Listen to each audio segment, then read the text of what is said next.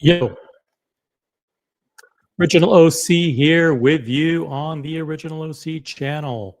It is Monday, the 27th of October, 2025.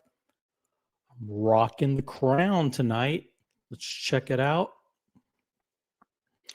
The Rolex GMT Master 2 BLRO, the blue and red Cerachrome bezel on Jubilee. Check it out. And we are continuing the Watch Industry Awards tonight. We're continuing the OCs.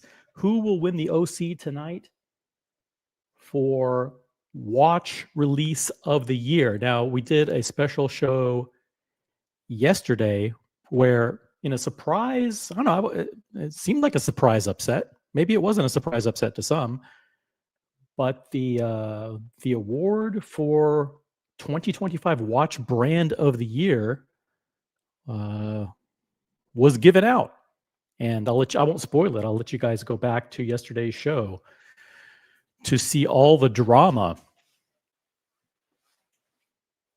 to see how all that unfolded. But yeah, the watch community did name the Watch Brand of the Year. Tonight, maybe we will name the individual watch release of the year. Now, I have my own personal thoughts on it. I have my own opinions on what the watch release of the year is. I can think of probably 5 or 6 great contenders, but it's really up to you guys. It's really up to you guys to pick it. I'm gonna recuse myself. I'm gonna recuse myself from voting, but I will be a facilitator. I'll be a moderator, and I'll help you guys. I'll help you guys determine who should be nominated. Maybe I'll point you in the right direction. I'll help point you in the right direction. Let's see who is in the chat. By the way, same rules apply. Like, for example, like when you're a member of the Academy and you get your ballot, and it's like, okay, you need to vote for, the Grammy for Album of the Year. Or you're like a member of the Motion Picture Academy and you get your ballots like, hey, you're going to vote for Motion Picture of the Year. No one gives you a rule book. No one says, hey, like here, like you have to use these criteria to pick, Motion Picture of the Year or Best Actor or Album of the Year or whatever. You use your intuition. You use your best judgment. You guys are the experts. You are the experts in the watch community. You represent the pulse of the global watch community. These people, the people who watch this channel, the smart collectors. So I trust you. I trust you guys will weed through all the releases of the year, and you'll come up with a winner. We'll do as many polls as we need to do. We'll hold elections, and you guys are going to vote. You guys will vote and determine the winner. I'm not going to determine the winner. You guys will. This is your show. This is your show, but it's my channel. And I'm going to guide you guys in the right direction. And listen, I think there are great nominees from Rolex, Patek, AP, Vacheron, dare I say Cartier, Omega. You never know. Like, I think anybody could win this thing. Anybody could win. But no Tudor. No Tudor, guys. If you want to, let's be real. Tudor would never ever win individual watch release of the year. But listen, if you guys want to listen, $1.99 minimum super chat to nominate your individual watch release of the year. If you don't nominate anybody, I'll name the nominees. I'll name the 4 nominees, and you guys will be stuck with those. And you're not going to like it. If I pick the nominees, you guys will be fucked. Okay, absolutely fucked, because I am very biased. I'm extremely biased. So, plunk down your $1.99 and nominate an individual watch for 2025 watch release of the year. We will be holding elections. The results will be binding. And by the way, upvote the live stream. For those of you just joined, we have already over 20 people watching. Upvote the live stream. Let's get to at least 10 likes, guys. Get the 10 likes out of the gate. Let's see who's in the chat. We've got Brody, member of the OC channel. Tudor, Black Bay 58 Burgundy. That watch came out with a burgundy bezel and a burgundy dial. Not very versatile. Not very versatile at all. Not a chance in hell that watch would be watch of the year. If you want to try and, if you want to, this is Brody kicking off the show with his troll chats. OC, I'm going to nominate Tudor. Here's my $1.99. Yeah. Good luck with that. Good luck with that. No, we're not going to, the industry is not going to do that. The watch community at large doesn't respect Tudor, and they certainly would never award a prestigious honor such as watch release of the year to the Tudor Black Bay 58, let alone any Tudor, but especially one with a burgundy dial. Hideous. Andy Lewis joining us from the Lone Star State, and he is a member of the OC channel. Howdy, y'all. His customary greeting. We've got Nicholas N, member of the OC channel. I see a theme. Everybody's a member.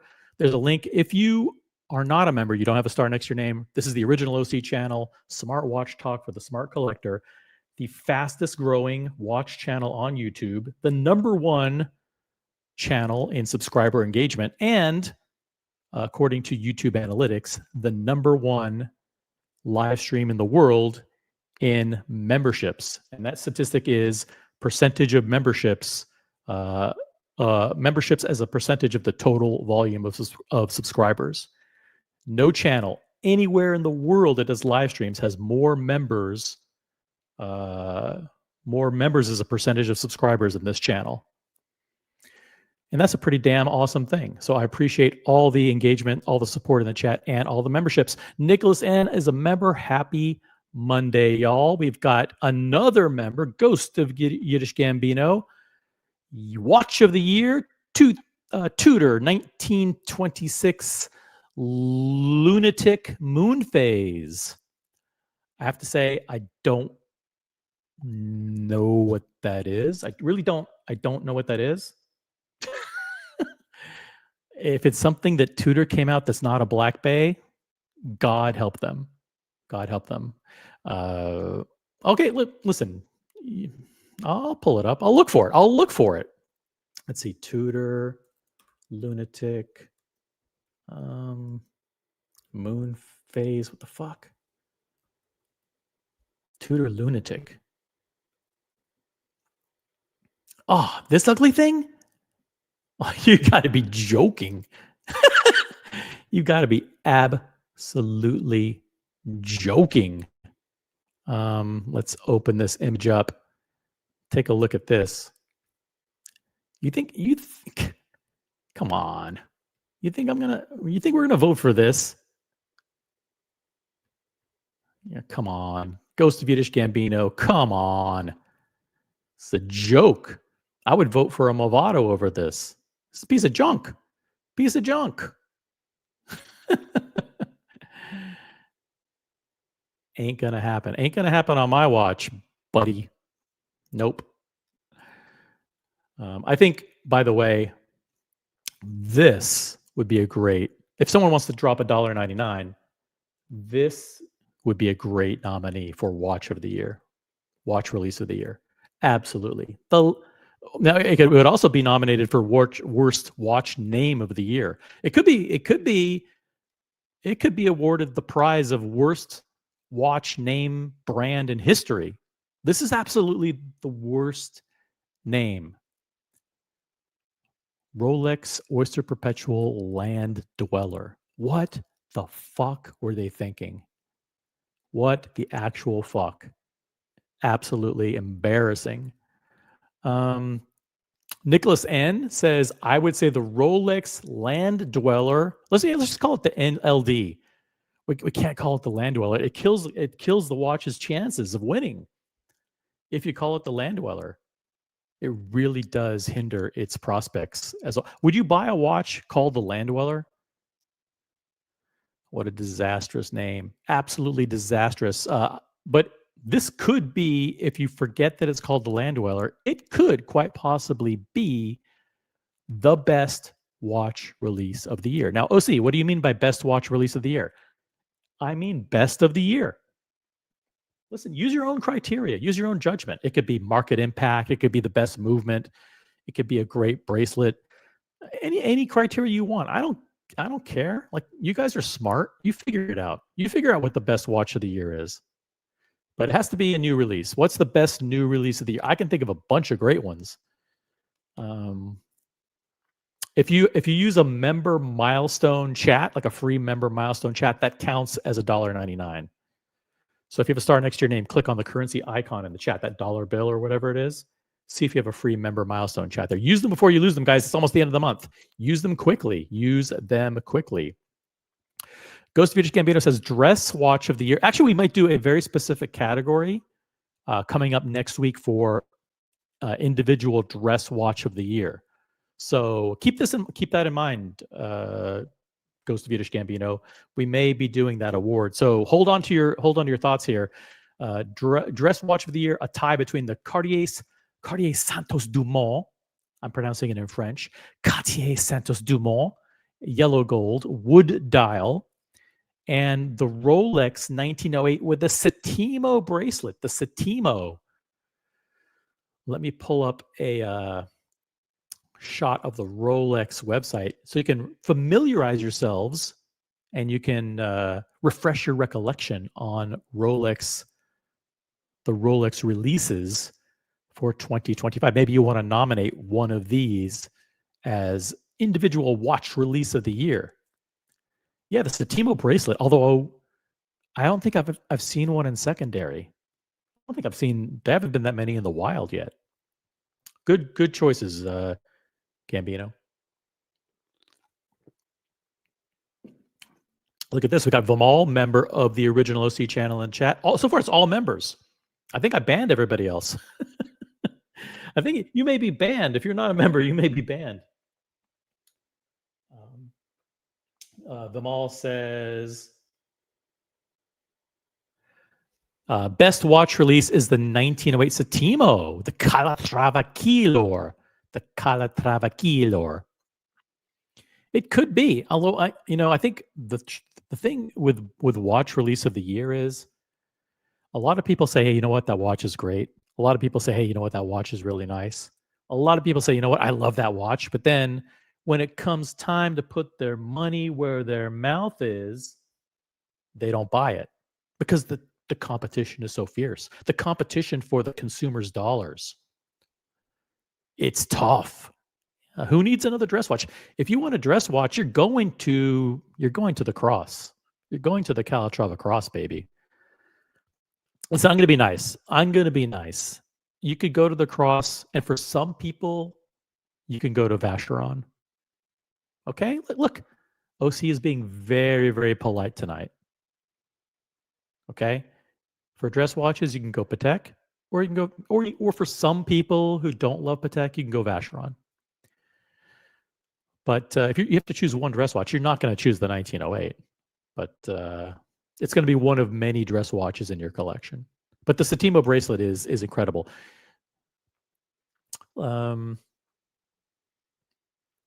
Fact check from Vimal. Okay.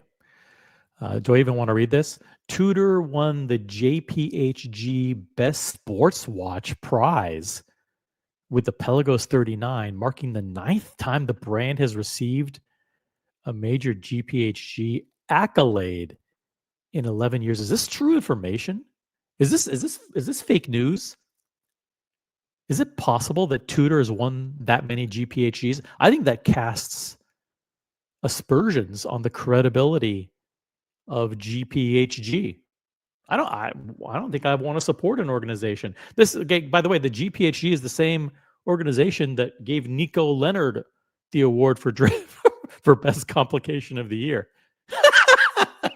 Listen, shout out to my good friend Nico Leonard. He probably deserved it, but I think his watch beat the Cartier jumping hour. It's like, best complication of the year. So listen, the GPHG, they're not the most. I don't trust them with my life. That's for sure. And neither should you.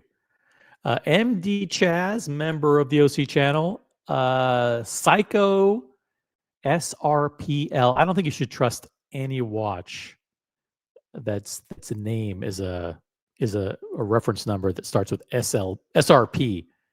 SRPL 91. It's limited to 9,999 watches per dial color. All right. Appreciate that. MD Chaz, I'm assuming this is a troll post. We will not be nominating Seiko as watch release of the. I don't even know what the hell this is.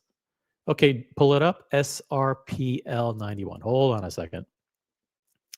Psycho SRPL 91. I'll pull it up. Listen, I'm not afraid to lose viewers.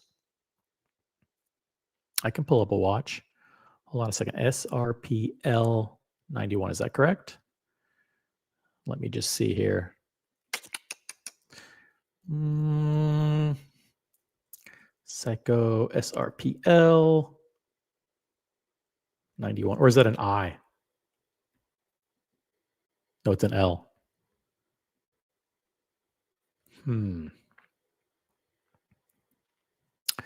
All right, let's find this thing. By the way, guys, please keep in mind I have like rich person's internet. So like internet could go out at any time. So if you want to jump on the panel, the link is pinned at the top of the chat.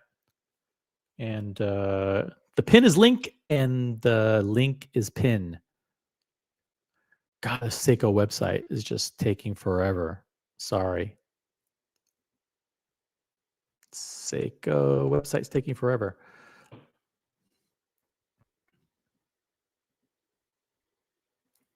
I don't know what the deal is. Hold on.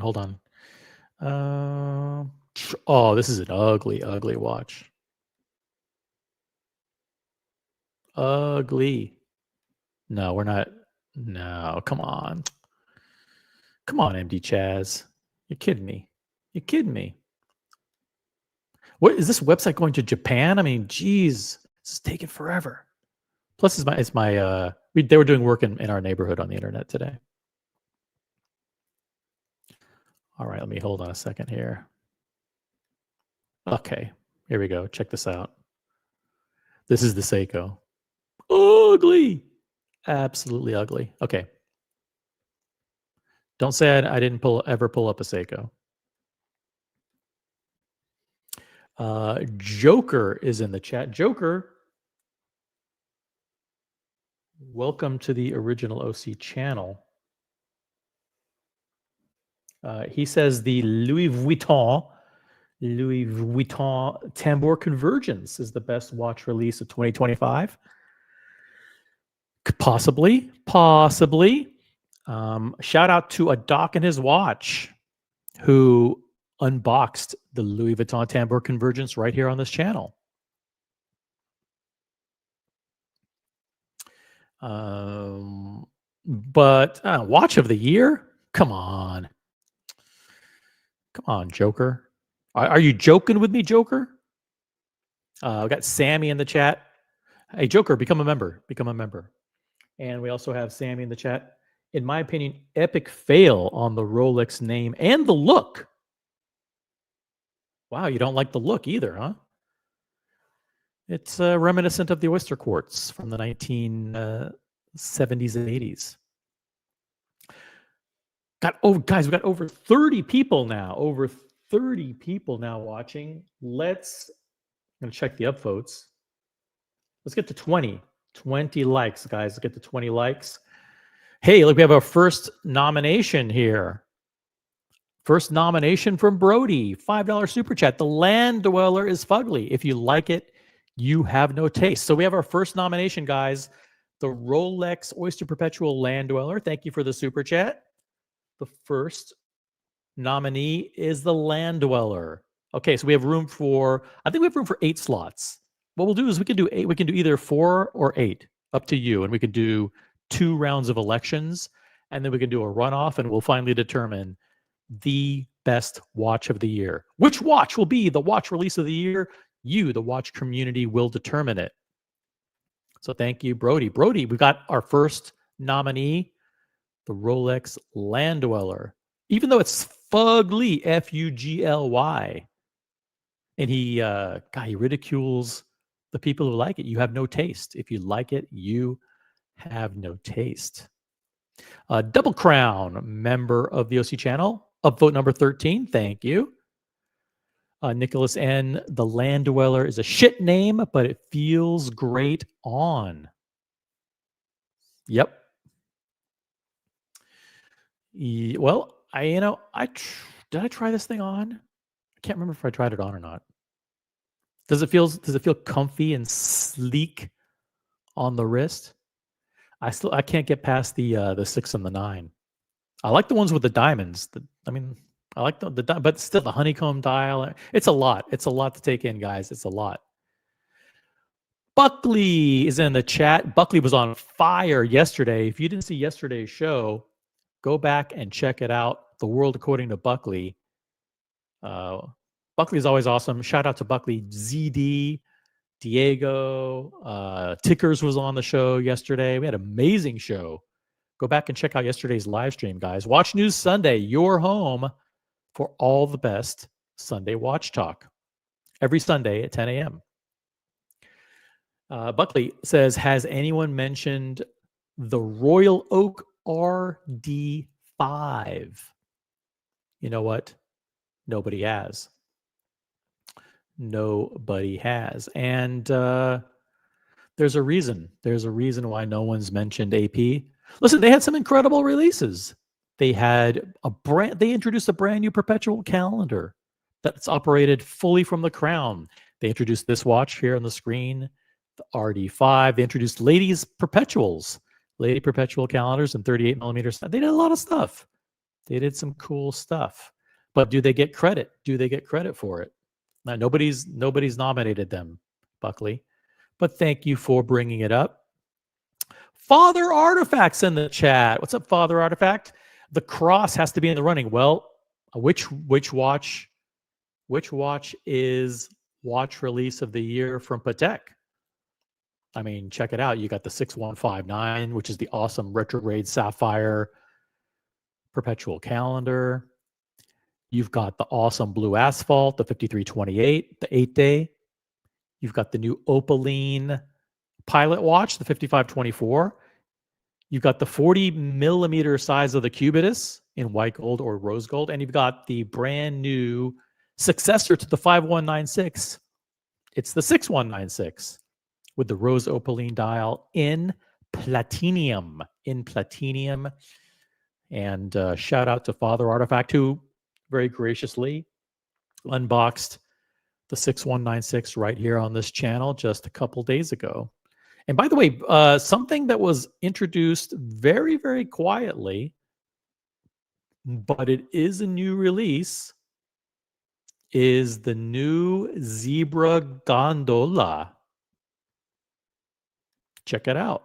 This was released quietly for 2025. If you're a fan of Zebra, if you're from Jersey and you like Zebra, this might be the watch for you. But yeah, this Patek had a lot of, you got to pick one. You got to pick one to be the watch release of the year.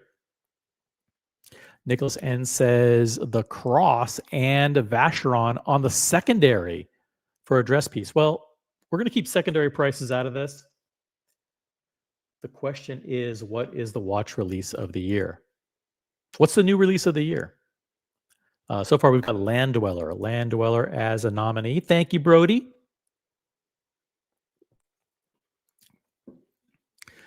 Ryan Singer reminding everybody to upvote the live stream.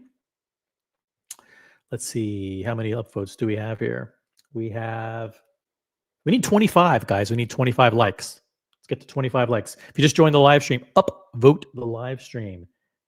Clickety clack the thumbs up icon. Thank you, Ryan, for reminding everybody.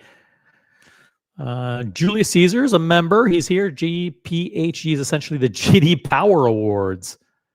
Yeah, JD. It's a club where they recognize people and brands and watchmakers that I don't know. I don't have anything against the GPHG.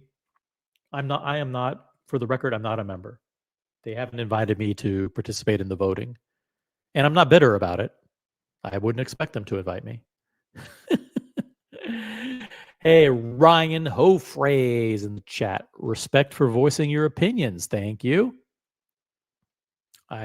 This is my channel, so my channel, my opinions. But listen, it's your channel too. It's you're the watch community, so you guys are going to determine the watch release of the year, not me. I'm going to recuse myself from voting. Now, if nobody nominates stuff, I'm going to nominate the shit. Okay, that's just the way it goes. Goes to Vidish Gambino. Continuing here, if I had to have one non-Cartier three-hander dress watch, it would be the Rolex 1908 on the bracelet with the black dial. That's the Satimo bracelet. It does everything Patek Philippe used to do with an entry-level Calatrava, and it's $36,000 on the bracelet or $48,000 on the strap. Calatrava. Okay, does everything a Patek used to do on an entry-level Calatrava. The Calatravas are 36 on a bracelet or 48 on a strap. That makes sense. Satimo bracelet. Let's see here. Let me find that puppy. Let's find the Satimo. Here it is, the 1908, the new. It's available in yellow, gold, and white or black dial, I believe, only. Check out the bracelet. It is sexy. New 7-link silky bracelet. Is it only white dial? Come on. Do they have it in a black dial? I thought they did. Am I confused?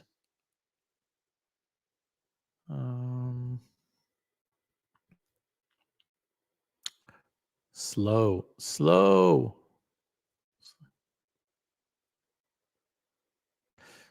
interwebs.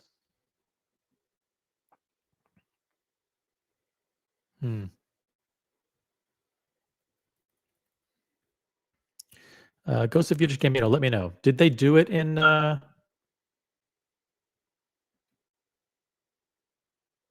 Did they do it in a black dial, or is it only in a white dial?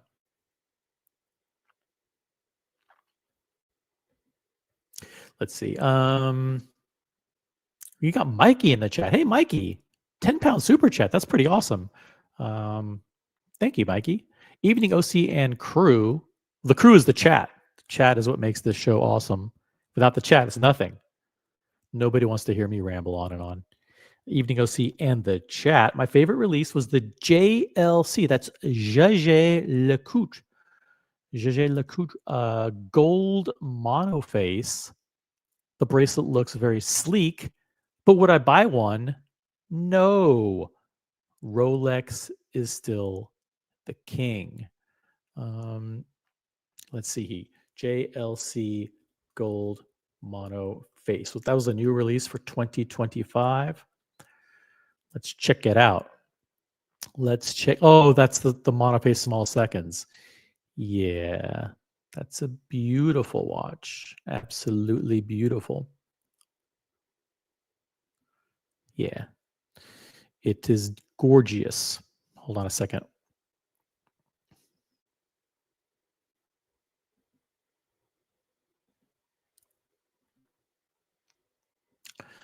I got to close a few tabs here.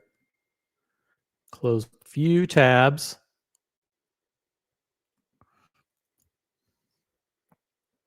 Just bear with me for a second. God, it really is not conducive to running a live stream show when your internet is so bad. I'll pull it up in a second, Mikey. I promise. But thank you for the super chat. Thank you for mentioning it. I will pull it up as soon as that page loads.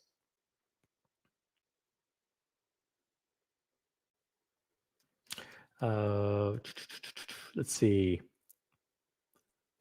Gen G is in the chat. Gen G says it's the Vacheron 9770C. Okay, let me pull it up. Vacheron 9770C.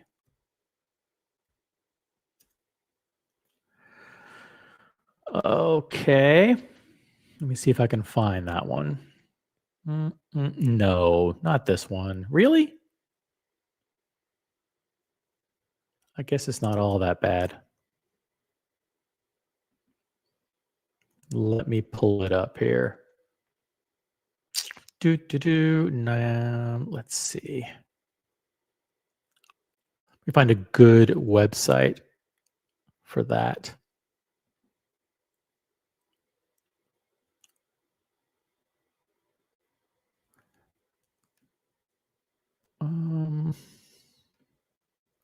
Let me pull up this image here. Open image. Here it is. This is the Vacheron 9770C. What do you think? It's a no for me, dog. I don't even, it's very complicated looking. It's got a retrograde date at the top. Looks like it's a perpetual calendar. It's got the day of the week on the left and the month of the year on the right. It's pretty cool. It's not bad. It's not bad. That's your choice for watch release of the year. Okay. Thank you. Tobister McDonkey is in the chat. What's up, Tobister? Good to see you here. I'm still trying to get the Reverso tribute to load. Bear with me. I think I'm going to blame their website. That's what I'm going to do.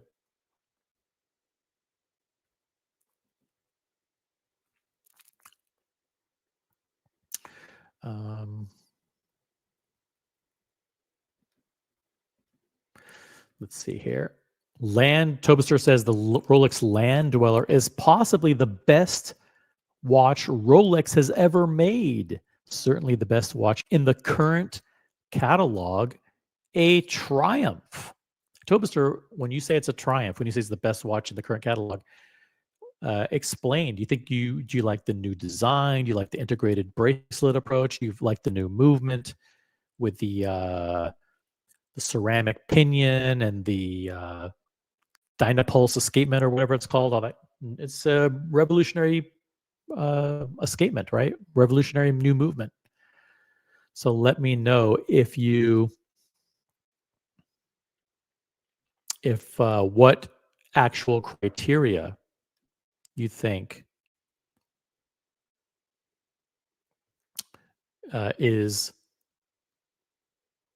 should be used for considering why that watch is so important. By the way, here is, check it out, going back to Mikey. This is the JLC, a beautiful bracelet. This is kind of like a Satimo-ish mesh, very silky, elegant bracelet. What do you guys think of this? It's pretty nice. This is probably JLC's best release of the year, right here for sure. Hey, another super chat from Brody, $5. Thank you, Brody.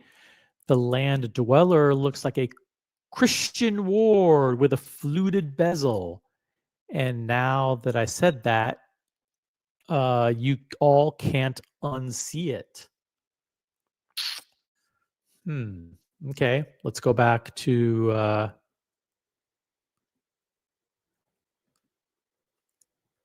you can see little glimpses of the Land Dweller there. I don't see Christian Ward.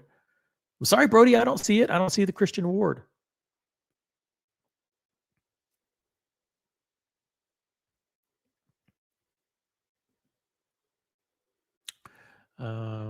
Thank you, Mikey, again for the super chat. Thank you, Brody, for the $5 super chat. Land Dweller, are you removing Land Dweller as a nominee? I mean, what are you doing? You used 2 super chats. Use two super chats if you want to nominate another watch. As much as it pains me to say that you've earned it, you have earned it. So I'll probably be nominating like Oris or something, or like Studio Underdog. Guys, over 30 people watching. Upvote the live stream. Agree with Brody. The Land Dweller is amazing. Thank you, Father Artifact. Yep. We've got Earls in the chat. What's up, Earls? OC, don't forget about Nicholas N's 1908 nomination. Let's see here. You're right. You're right. Nicholas N. 1908 on the bracelet. Sorry if I skipped that one. Yeah, that counts. $1.99. That counts as a nomination. Thank you, Nicholas N. 1908 on the bracelet. 1908 on Setimo bracelet is now officially nominated. Okay, so we've got two nominees, the Land Dweller and the 1908 on the Setimo bracelet. Thank you very much, Earls, for reminding me. How did I miss that? Let's see. Sammy reminding us that Patek Philippe had some incredible new releases as well. This one right here, the 40 millimeter Cubitus. The Cubitus Medium, the ladies size, the new ladies version of the Cubitus. 40 millimeters. The Cubitus, says Sammy. Okay. That's a good idea. Father Artifact, thank you for reminding everybody about the members only emojis. Check out everyone here who's a member, check out the members only emojis.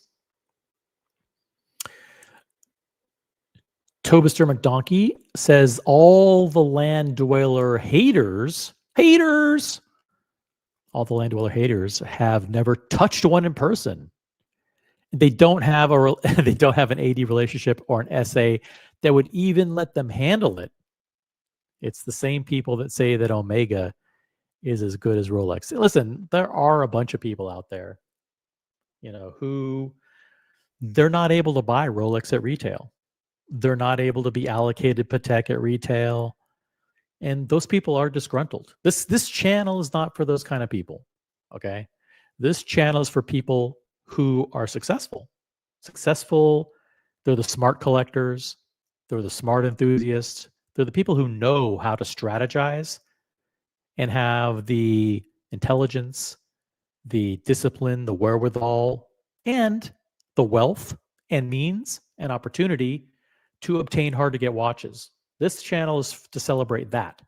It's to celebrate people who know how to get what they want, how to go after the hard-to-get things in life and to achieve them.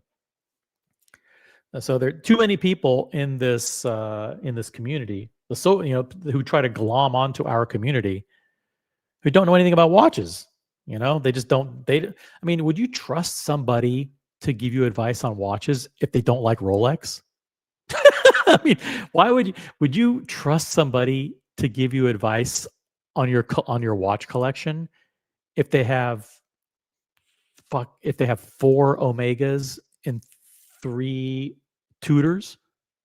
No, you wouldn't. Would you say, hey, oh my God, this guy has a great Oris collection and a pizza watch, 2 Seikos and a Timex, and you're going to trust him with watch advice on how to get a Patek? The guy's not even allowed inside Patek.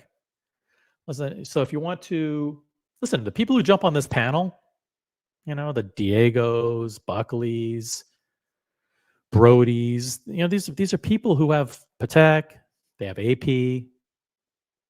they have tons of Rolex, they get all the hard to get Rolex. The people who unbox on this channel, Doc and his watch, Father Artifact, I could go on and on and on and on. These are the successful people in life. Okay. If you want to watch a bunch of losers, there's no shortage of watch channels that can cater to your needs there.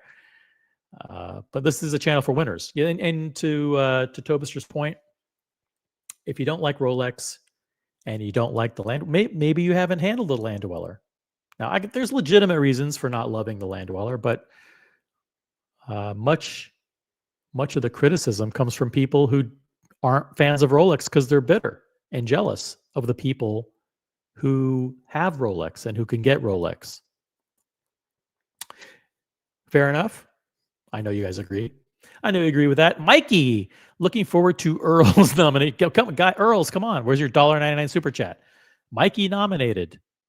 Mikey has nominated. Well, he hasn't really nominated. Well, he nominated the JLC Gold Monoface. Right, Mikey, you want your $10 super chat? That's actually a £10, sorry, £10 super chat. Mikey famously has the Explorer 2. I won't give away Mikey's Instagram, but Mikey is a big, huge fan of the Polar white dial Rolex Explorer 2. I see a story every single day from Mikey with the Explorer 2. So it's interesting to see him nominate something other than Rolex. So Mikey, let me know, just confirm in the chat that you want this to count towards your nomination, that you actually officially and formally want to nominate JLC as Watch of the Year. Just let me know. Check it out. This is the watch right here. It's a beautiful, beautiful watch. No doubt about it. Very elegant. Very, very sexy. All right, let's keep moving. I got to catch up. With the chat. Doc Mick in Florida, member, is here. Pip is in the chat. What's up, Pip? Good to see Pip.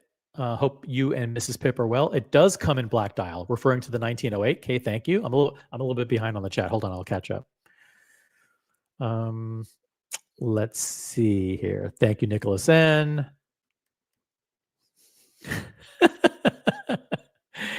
Gatsby, huge supporter of the channel and a member. Did you hear Rolex's new marketing slogan? The 1908, because not everyone can get a Patek. Oh man, Gatsby is the best.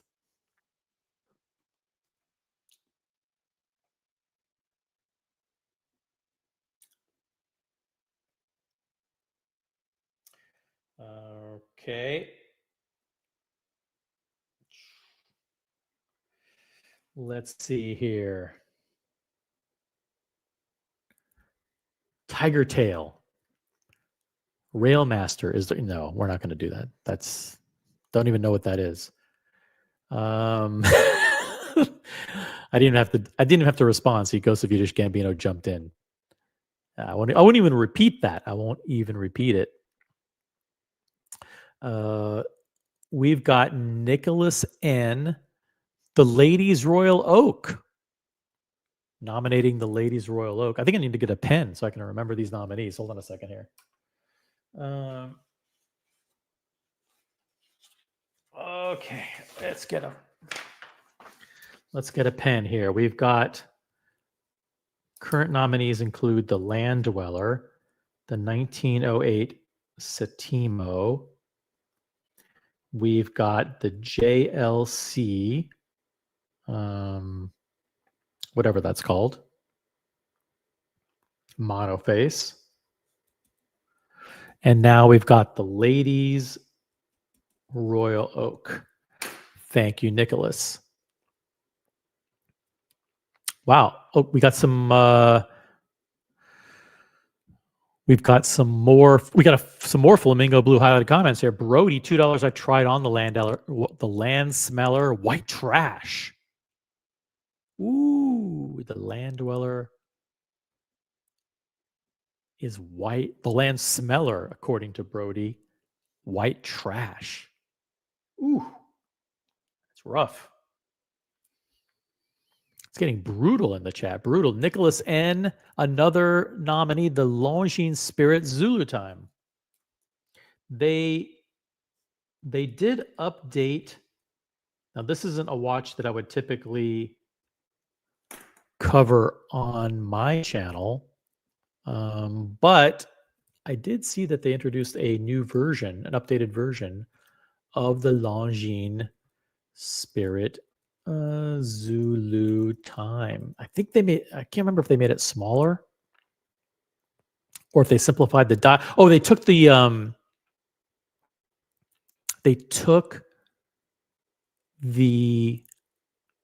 stars off of the dial. Remember, it used to come with like 5 stars. Let me see here. Longines Spirit Zulu Time. Is the 1925? Is that the one? The one? Just let me know, Nicholas. And is it the Spirit Zulu Time 1925? Because I will pull that one up. Just confirm. May take me a while for me to catch up to you in the chat. MJ, member of the OC channel, happy Monday to all the non-Fugazi viewers. That's right. You guys know who you are, who are watching, who are the part of the Fugazi crew. Mikey confirms. Okay, I'll nominate the JLC. Okay, cool. It's in. Thank you. Doc Mick says the Ladies Royal Oak is the reverse osmosis. Get it? It's the RO, reverse osmosis. We've got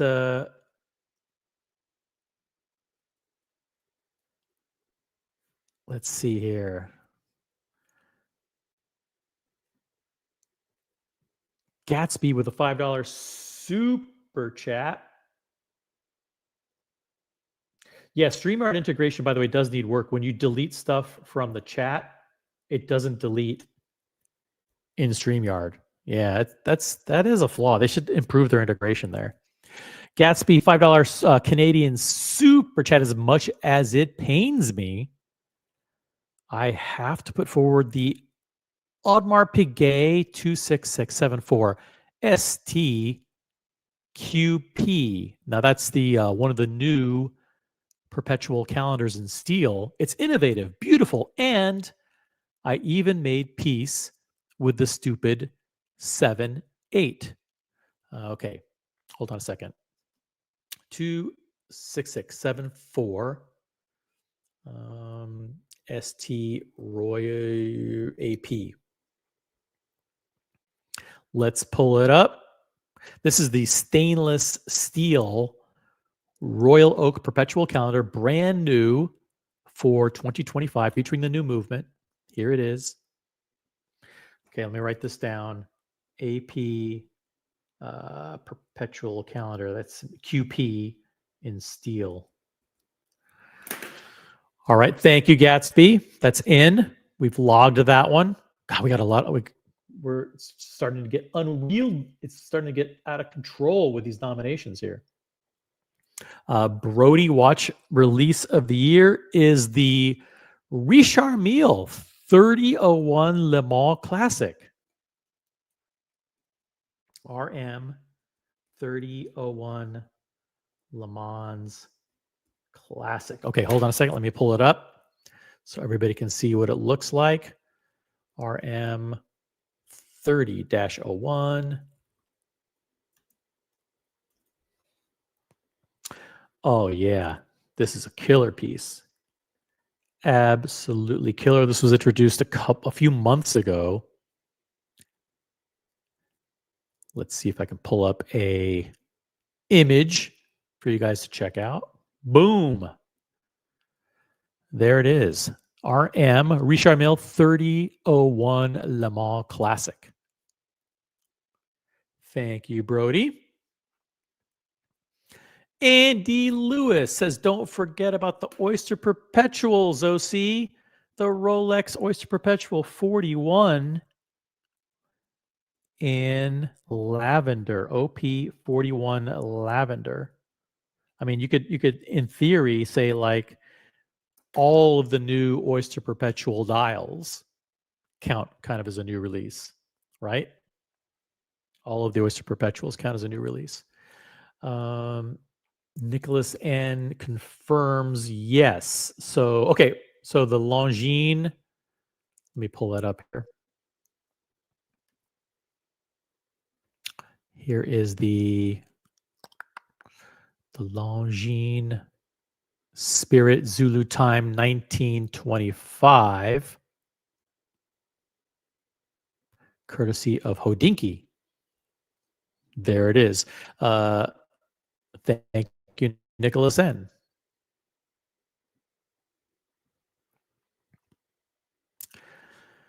Let's see. Who else we got? We got, I think I'm all caught up. I'm all caught up on the chat. I think, God, we got a lot of nominees here. 1, 2, 3, 4, 5, 6, 7, 8. Okay, we got 8 nominees. Are we done? Are we done? Like, no one wants to nominate. So we got the Oyster Perpetual. No one wants to nominate the new Daytonas from Rolex. No one wants to nominate the what else did Rolex have? I'm not sure. Okay, so we've got an RM that's nominated. We got several APs, the Ladies Royal Oak and the Royal Oak Perpetual. Got the Longines Spirit Zulu Time. That's are you nominating that as your watch of the year? Nicholas N, let me know. You want to use your super chat for that? Guys, okay. We're almost an hour into the show. I think we've done a good job getting quite a few nominees. But I want to allow you guys to have a chance to continue to nominate individual watches for individual watch release of the year. So let's do this. The link to join the panel is pinned at the top of the chat. I'm going to drop it again here. You know, you guys don't want to hear me talk, but I'm going to start doing the elections. Okay. Here is the link to join the panel. Boom. If you guys want to discuss anything prior to the commencement of the voting, then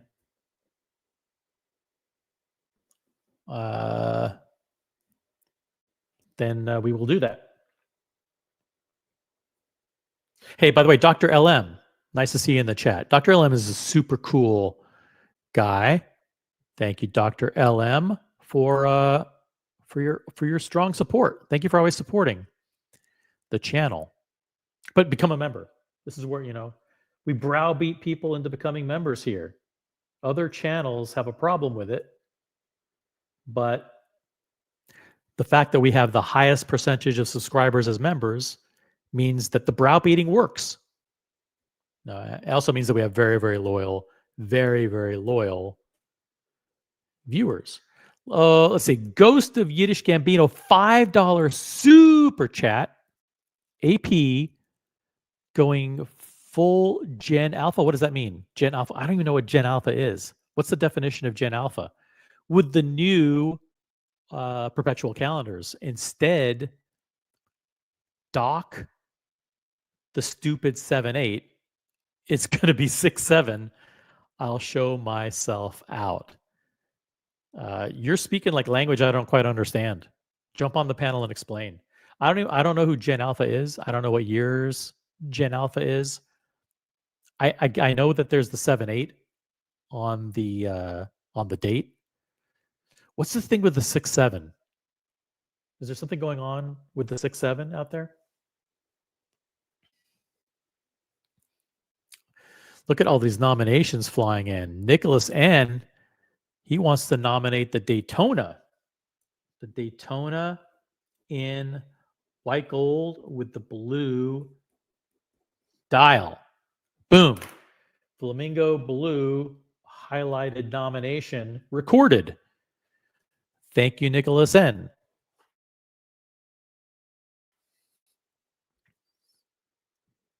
Dear Artifact, the Rolex Daytona 126 508.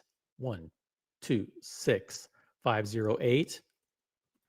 Now, if you guys know how to do, if you know how to do your Rolex reference numbers, 126 means it's the new generation. Okay. And then the 0 means it's on a full bracelet. The 8 means yellow gold. Okay. And I'm assuming that you probably mean, I'll pull it up in the configurator. I'm going to pull up the one that I love. Let's see here. This one right here. Boom. Yeah.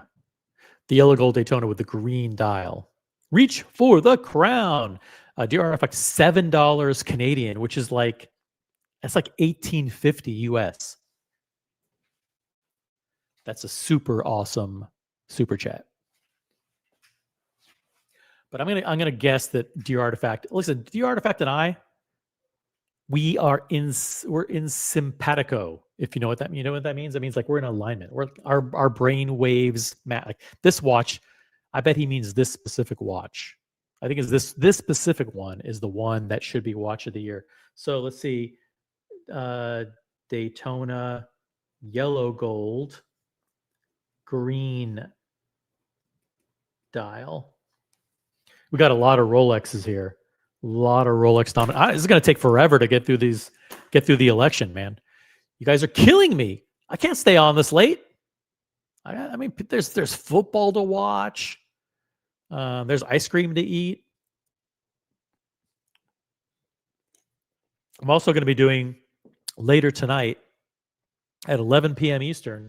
I'm going to be doing a special members only stream where we'll be talking about Kiss and Rush. It's going to be a special music lovers members only live stream where we'll be talking about the contributions and celebrating the life of Ace Frehley of Kiss, who recently passed. And we'll be talking about the new Rush tour. Geddy Lee and Alex Lifeson getting back together after 10 years. And they're going to have a new guest drummer helping them out. Not as a replacement, but just as a drummer. And they're hitting the road in 2026. So we're going to be doing a Rush and Kiss live stream later tonight. So make sure you're staying tuned for that. Don't go anywhere. Okay, the chat's out of control. The chat is out of control. No Biggie Sal, who is one of the best, was my first member along with Wayne's World. And thank you, No Biggie Sal. I don't think you were on the stream when I announced that you were. I want to thank you for your support of the charity, which was the Veterans and Community Housing and Support. Thank you, guys. Thank you very much for that. I did get a note from them today. I want to read it for all of you who supported that cause. On behalf of the Veterans and Community Housing Coalition, we want to extend our heartfelt gratitude for all of your generous donations. Your support means so much to us and the veterans we serve, helping us provide essential resources and programs to those who have given so much for their countries. Your contributions directly impact the lives of local veterans, ensuring that they have access to safe housing, supportive services, and the opportunities they need to thrive. Thank you once again for your kindness. It's people like you who make our work possible. So then again, once again, I want to say thank you to those, including No Biggie Sal, who supported that live stream the other day. The Veterans and Community Housing Coalition is a registered 501c3 organization. All donations are tax deductible as allowed by law. So go back to that live stream, click on the links in the chat, and you could participate. But we raised several $100s for the Veterans and Community Housing Coalition. The VC222. Okay. VC222. Okay. Thank you, No Biggie Sal. Thank you for your generous $5 super chat. Very much appreciated. Thank you for all you do to support the channel. You're one of he's not like a community volunteer. He's like one of like the super high-end members. So thank you for that. Let's see. Dear Artifact, look at this. See, confirmed green dial. That's right. In simpatico, baby. We are in alignment. Let's see. What else do we got here? Bruce G's in the chat. Erase. What does this mean, erase? A race of the year can't be due to a dial alone. Like award of the year, like watch of the year, release of the year. You mean release? Release of the year can't be to a dial alone. Well, this isn't just a dial. I mean, well, this is a new, well, it is a new dial. You know what?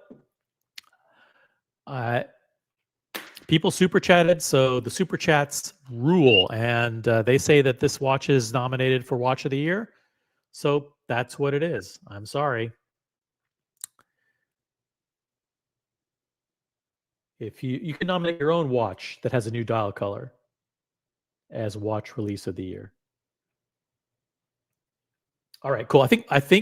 Are we done? Are we done, guys? I love, says Gatsby, the green dial Daytona and even have my request in. But shouldn't it take more than a dial color change to make it for best watch of the year? We're gonna put this in a category where it's going to be competing with some other Rolexes.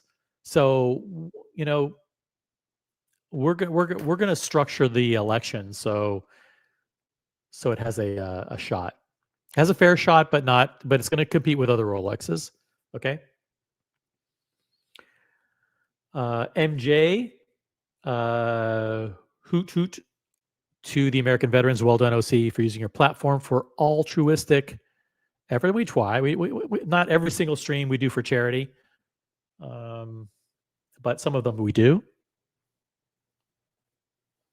And thank you for everyone who supported it.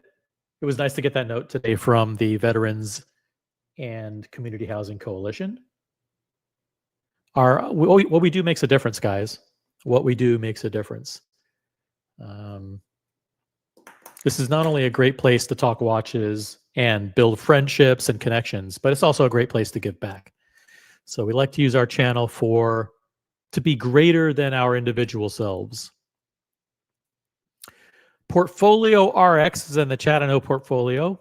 He's in, I won't give away his physical location. Steel Reef Junk, but interesting color option for, what do you mean? What the hell are you talking about? What the, and become a member. Become a member. We like to have everybody becoming a member here. Thank you, Portfolio RX. All right, I think, are we done, guys? Are we done? 45 people watching. In case you just joined us, we are going to be naming the watch release of the year for 2025. You, the watch community, will be determining the winner. Okay. Hey, look at this. We got Logan Hall's Grill Streams, who reactivated his membership after I bludgeoned him over the head. By the way, he had a great live stream yesterday, Jamaican Jerk Chicken. Go check it out on Logan Hall's Grill Streams. Member for 13 months, coming up on a full year membership here on the Original OC channel. Encouraging everybody to become a member. Thank you, Logan. Thank you very much. And go check out Logan Hall's Grill Streams. Jamaican Jerk Chicken. Great. He did a great job. The rice and beans turned out perfect, don't you think? Yeah, go back and check out Logan's stream. Jonathan Smith in the chat. That's right. The Watch MC. I am. And I'm supporting my voice with a little bit of Dr. Pepper Zero. Shout out to Dr. Pepper Zero Sugar. Ah, delicious. Oh, Earls, will you accept replacements of current nominees with higher bids? You know, I didn't think about that. I should have limited it to like 8 nominees. We have a whole bunch now. I don't know. I mean, if you want to kick a nominee, yeah, I guess you can. I think I guess that's a good thing to do, right? Is that fair to do? Like kick a nominee off if you pay money? Try it, Earls. I guess try it. Try it if you want. Let me just remind everybody what some of the nominees are. The Land Dweller. Okay, the Rolex Land Dweller. The Rolex 1908 with a Satimo bracelet. The Rolex Oyster Perpetual 41 with the lavender dial. The Rolex Daytona with the in white gold with a blue dial. The Daytona yellow gold with the green dial, because those are all the Rolexes. Okay, 1, 2, 3, 5 Rolex nominees. So if you want to toss a Rolex nominee, go for it. I think you need at least a $10 super chat to do that. And then we also have nominees from JLC, the JLC Monoface, the Reverso. We've got the Longines Spirit Zulu Time. We've got the Richard Mille 3001 Le Mans Classic. We have the Vacheron 222 in steel. And we have 2 AP nominees, the AP Royal Oak Perpetual Calendar in steel and the Ladies Royal Oak. Okay. So we got a lot, way too many nominees. So yeah, if you guys could be just super generous and like super chat to throw some people off the nominees, I would really appreciate it. Vimal says throw everything on and then shortlist the top 4. I can't do a poll with more than 4 people with more than 4. So I'd have to break it up. I'd have to break it up into mini polls of 4. Okay. So let's do this. Let's do a Rolex poll to kick it off. Okay. And only one of these will make it to the final round. Okay. Is that fair? Maybe it's not fair, but you know what? It is what it is. So let's do one poll just for 4 out of the 5 Rolex. 2025 best of the year. Okay. Is it going to be the Oyster Perpetual Lavender? Guys, hold on a second. We have breaking news in the chat.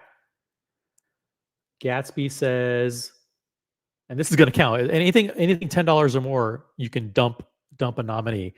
Drop the Rolex Oyster Perpetual with the lavender dial. It's just embarrassing. Okay, it's gone. All right, that one's gone, guys. It's funny because I was just about to do a poll with that one. Okay, so let me redo the poll. Doc Mick in Florida, member for 4 months. Thank you very much. The Patek 6159G. Geez, we're adding back again. Okay, hold on. Patek 6159G. Member for 4 months. I got to respect the members, guys. If you do a member milestone chat, it has to count as a super chat. Okay, because we really do appreciate our members here. Membership has its privileges. You do get perks for being a member. Okay. So I do have to respect that. Thank you, Doc Mick. Okay, let's do the poll for the Rolexes. Okay, so the Oyster Perpetual is out. Here we go. Here are the 4 nominees from Rolex. Land Dweller, 1908 on Satimo, Daytona, yellow gold green dial, and finally Daytona white gold blue dial. Okay, these are your 4 choices to represent Rolex. Okay, guys, you can also like individual super chats. There's a thumbs up on the super chats themselves. Be sure to like them if you agree with them. All right, the poll is live. Okay. The poll is live and there's over 40 people watching. Okay. Over 40 people watching. So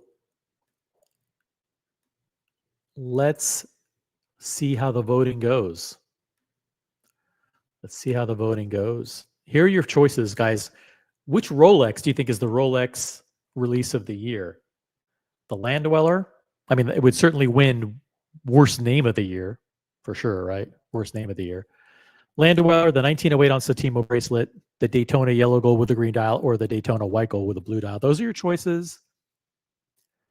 Vote now, vote often in the poll. We're going to let this run for quite a bit because we need this. It's absolutely critical that you choose the best Rolex of the year to represent Rolex heading into the other elections. We're voting for watch release of the year. This is not unimportant. You, the watch community, will determine the watch releases, the best watch release of the year. Okay. So it is absolutely critical that you guys nail this. Let's see what's going on in the poll here. Wow, fascinating. We should get to like at least 25 votes. At least 25 votes. It's competitive. It's quite competitive, I have to say.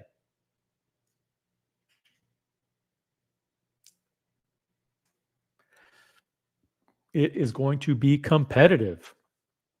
Here are your choices. Which Rolex will represent the brand heading into the semifinals for 2025 Best Watch Release of the Year?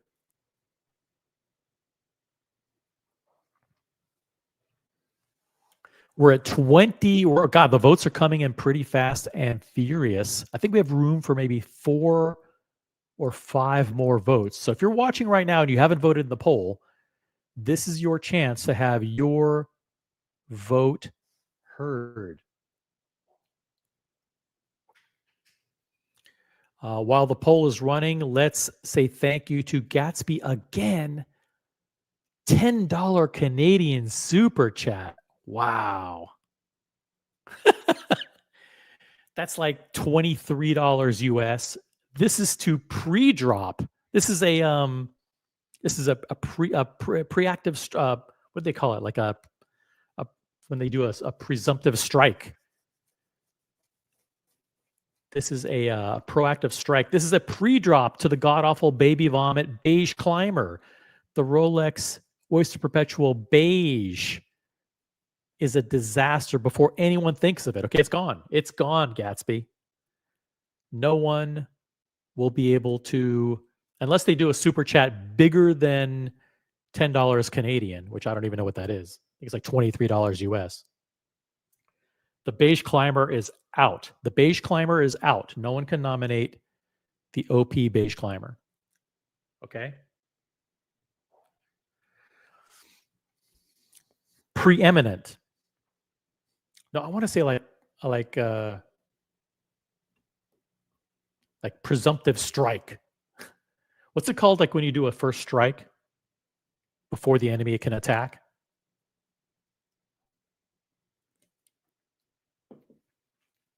Thank you, Gatsby. Thank you guys for all your super chats. Really do appreciate it. Let's check out the poll. We've got wow, a lot of votes coming in. Let's see if we can get to 30 votes in the poll. 30 votes in the poll. 30 votes in the poll will determine the winner, at least. Preemptive strike. Thank you. Thank you, Ghost of Egypt. It was eluding me. It was proactive. Preemptive strike. Okay, thank you. I'm not like, listen, I served 10 years in the armed forces, but I never did a preemptive strike. I was a fighter pilot in the armed forces. I flew F-18s until I shot down so many enemies that they retired my number.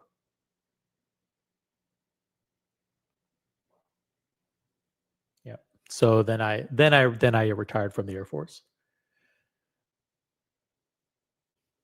Let's see. Keep voting in the poll. It's very, very close, guys. It's very, very close in the poll. Keep the votes coming in. And while you guys are voting, I want to thank Mikey, who's a member for 11 months as a senior consultant. That's not $4.99 a month, guys. He's a member at the campaign senior consultant level. Huge props to Mikey. The white gold GMT left-hand drive with the green ceramic dial is sweet. I also vote to add back the beige OP. No, we're not going to do that, Mikey. We can't. Not going to do that for a member chat. Can't do it. Gatsby did a 10 Canadian super chat to preclude you. He launched a preemptive strike, okay, Mikey? Preemptive strike on your member milestone chat. So, sorry. Yeah, Top Gun. Thank you, Mikey, for the member milestone. He's a member at the senior consultant level, guys. Give it up for Mikey, and follow him on Instagram if you want to see endless photos of the Polar Explorer 2 and videos of Oasis. If you are a fan of either one of those two things, watching hours and hours of live Oasis clips or thousands and thousands of photos of the of the Explorer 2 white dial, follow Mikey on Instagram. But thank you, Mikey, for all your support, all your strong membership. Yeah, nothing better. Oh yeah, Top Gun. Listen, Top Gun was autobiographical. True. Top Gun was OC's biopic. It was. They had to change the names a little bit. Yeah, my name was not Maverick. But all right, cool. Let's see how the poll is going. We've got 31 in the poll. I'm looking at the results, and I think we're going to call it. I think maybe we'll let a couple more votes trickle in. They might be able to change the results. Guys, this is your last chance to vote in the poll. Okay, your last chance to vote in the poll. I will end the poll at any time and without warning, and the results will be binding.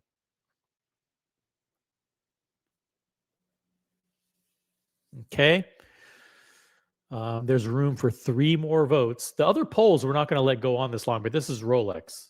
So we really, really need to make sure that Rolex gets a fair shot here. But it looks like the Daytonas aren't going to be able to pull it off. Nope, they're not. Make your votes count. You need to vote for one of the 2 front runners here. I'm going to allow room for 2 more votes. Okay, when we get to 35 votes, we're closing the poll. And the poll will close without warning. It's getting closer. It's getting closer. If you haven't voted, vote immediately in the poll for best Rolex release of the year. We'll let 2 more votes slide in here. Will they make the difference? We will see. By the way, if you want to jump on the panel, the link is pinned at the top of the chat. Feel free to jump on. The other polls are going to move much, much faster than this one, I guarantee you. We're not going to let polls continue on for 10 minutes. Okay, I'm very close to calling it. This is your absolute last chance to vote in the poll.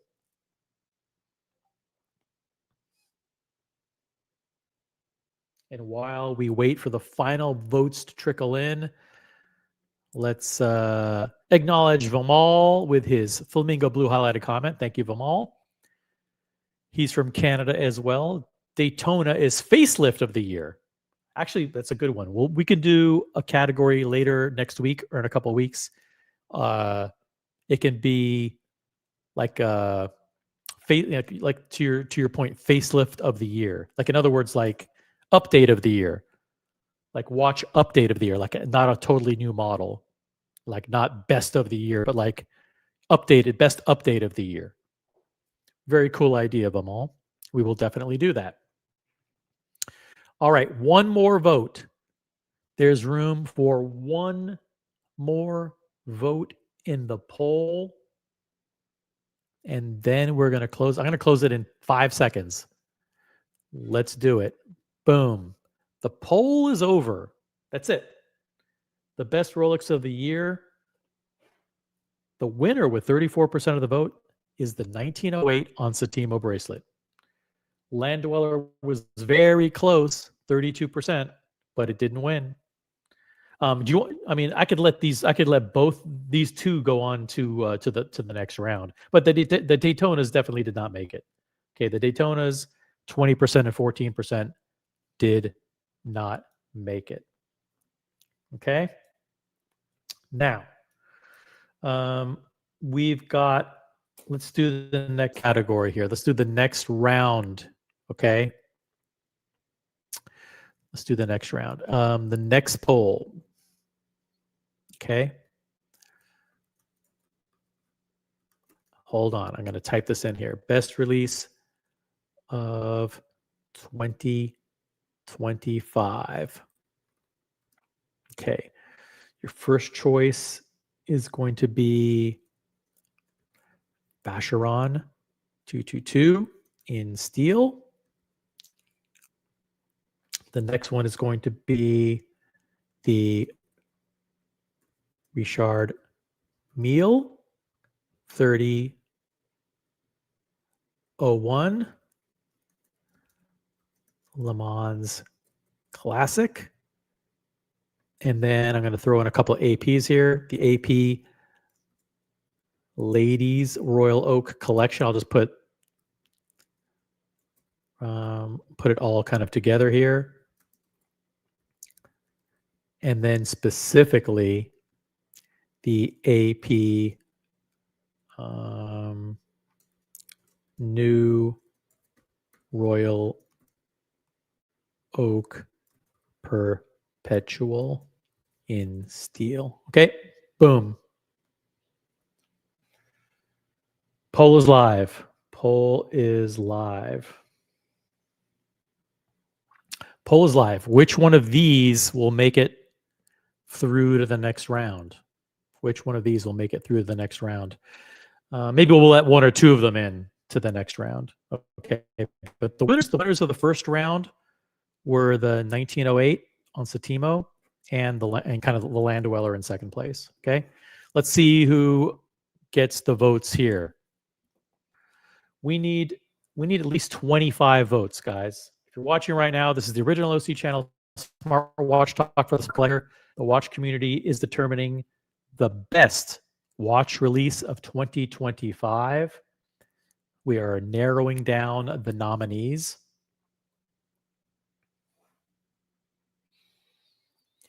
Let's see if we have like dominant voting, we can end the polls early. You know, if we're able to see winners beyond the margin of error, we can call it. We can call it like the Associated Press calls the state. We call the state of Florida and all 35 electoral votes for the next president of the United States. Captain, what's up, Captain? By the way, Captain, congratulations to both Captain and Father Artifact, who are proud owners of the Rolex Oyster Perpetual 41 millimeter in the beige climber. Thank you for that's a very generous super chat, Captain. $10 super chat. And thank you for being a member. Really do appreciate it. That's a lot of money. I might have to add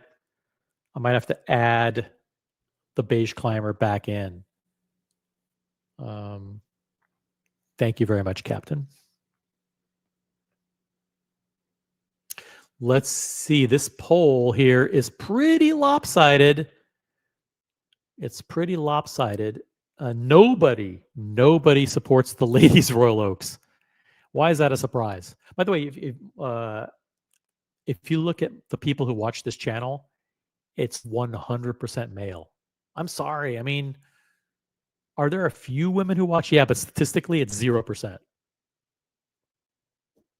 I don't know what that says about the watch hobby, but this audience is overwhelmingly male, 100%. And but shout out to the United States, Canada, and the UK, my top markets. Overwhelming majority of the audience is from United States, Canada, and the UK. And Australia is not that far behind. Yeah, that's not a surprise. A lot of Australians watch this channel. They stay up all night or all day or whatever. All right, 20. Let's see. Let's call this poll. We'll call it at 30 votes here. It looks like Richard. We're going to eliminate Richard Mille. Wow, there's no need to kind of continue it any further. Let's just end the poll right here. We're going to kill Richard Mille, and we're going to kill the Ladies Royal Oak, okay? So Ladies Royal Oak is gone. And the RM is gone. Okay, so we've got the Royal Oak Perpetual Calendar. And we've got the Vacheron 222. All right, now we need to do another poll here. Let's see here. All right, one final poll to get us down to the end. Best watch release of 2025. And we're going to throw in a few more things here so we can wind things down. Rolex OP 41 in beige. And the Longines Spirit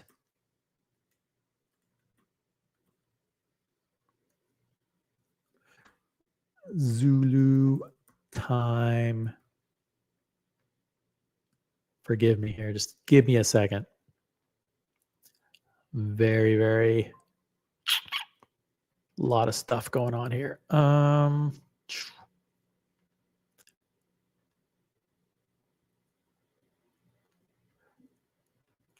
Longines Spirit Zulu Time.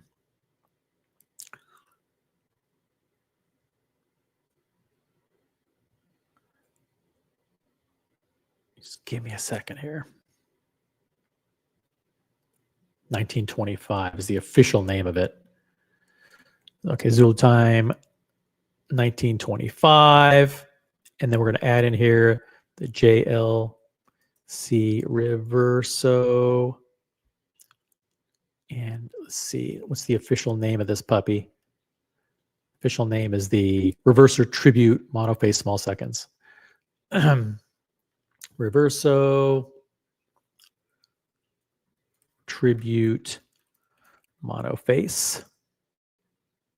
Okay, and I think that's it. Are there any others that I'm leaving out here?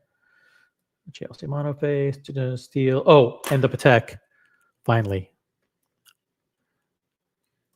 Patek Philippe 6159G.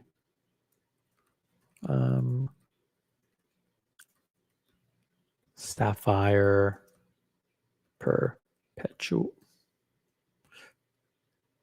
Okay. All right. Cool. All right, I'm doing it.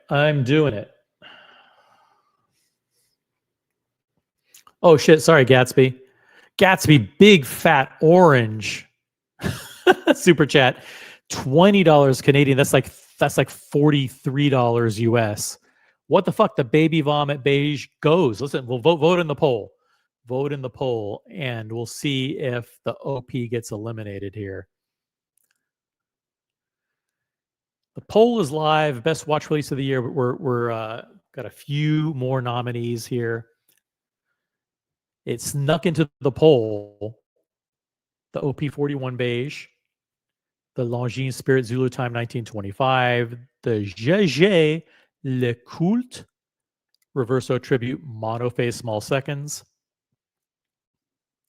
and the Patek Philippe 6159G,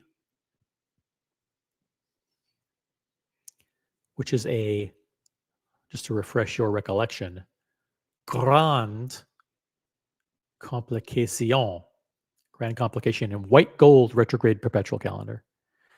Check it out. Check it out, guys. Vote in the poll. Which one of these?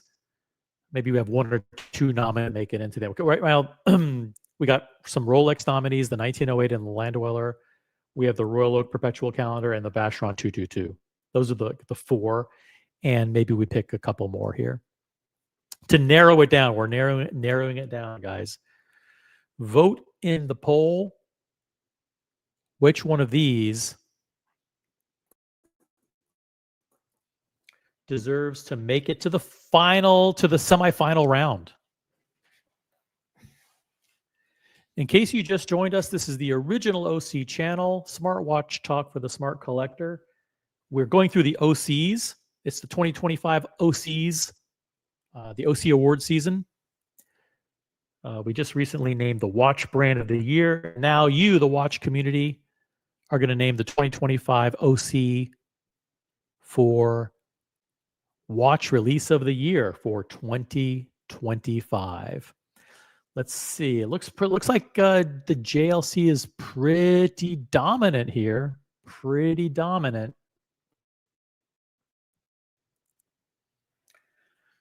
I don't think the Patek's going to make it through to the final round, guys. I don't think it is. I mean, I guess we could let the top two vote getters. The top two vote getters can go through. This is democracy in action, guys. Democracy in action. You, the people, are voting. I'm not determining the winners.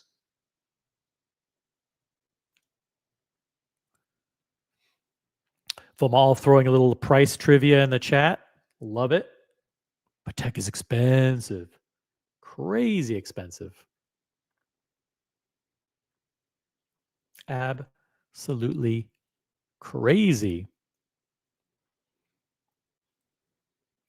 But yeah, we're determining the watch release of 2025. We still got 40 people watching. That's incredible. Thank you, Gatsby, for the super chat. I really do appreciate it. It has to, I mean, it looks like the OP is going to be eliminated here. It looks like the OP is going to be eliminated.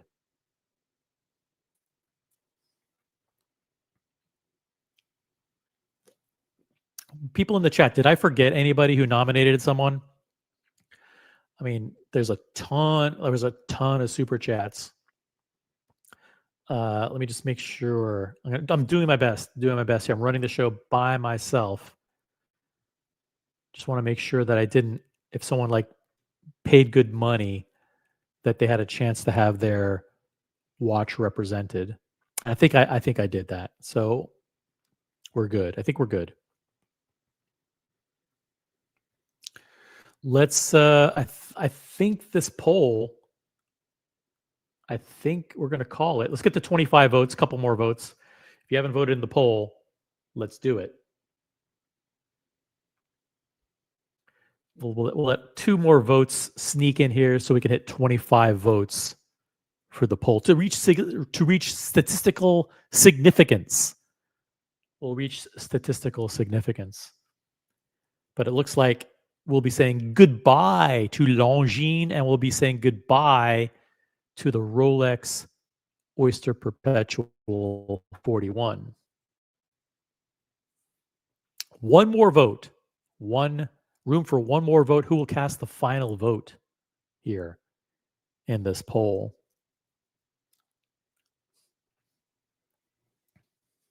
Who will cast the final vote? When we get to 25, we're going to call it. Get to 25, we are going to call it.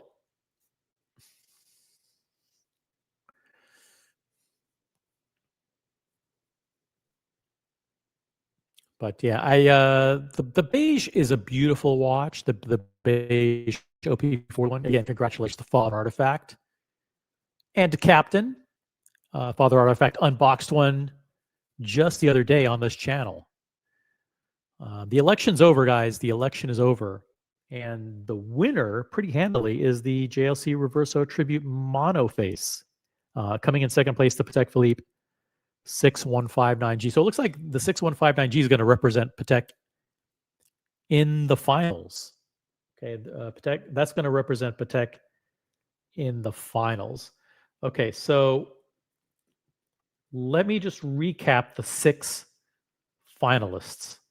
Okay, and listen, this is like the thing is, you guys are smart. When you think about it, look what you did.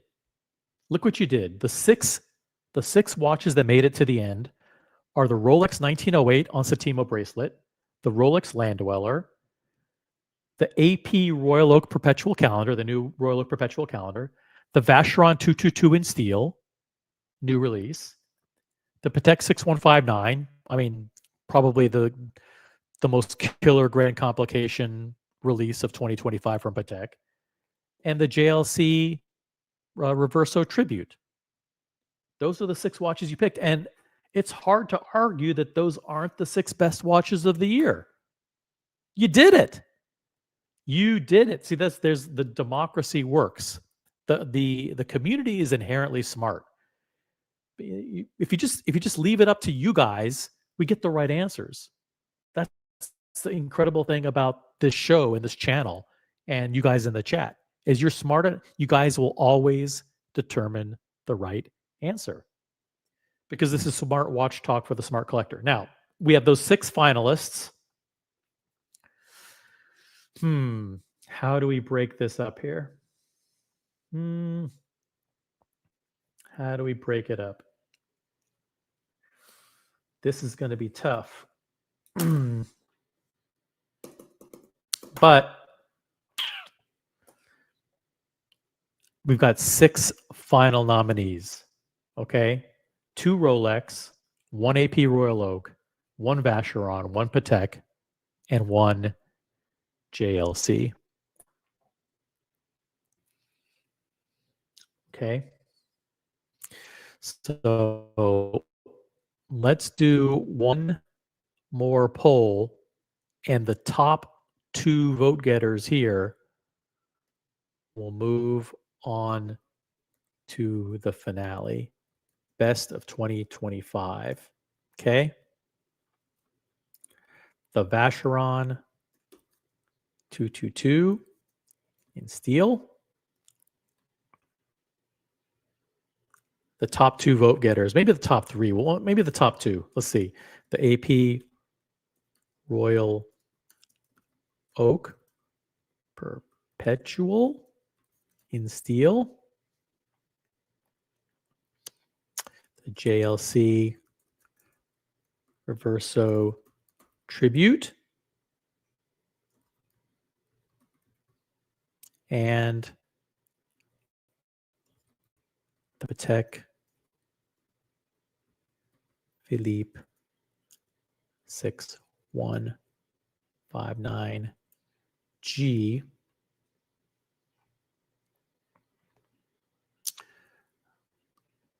Which is, what do they call this thing? Grand Comp is a good name. 6159G Grand Comp. Okay. Whew. All right.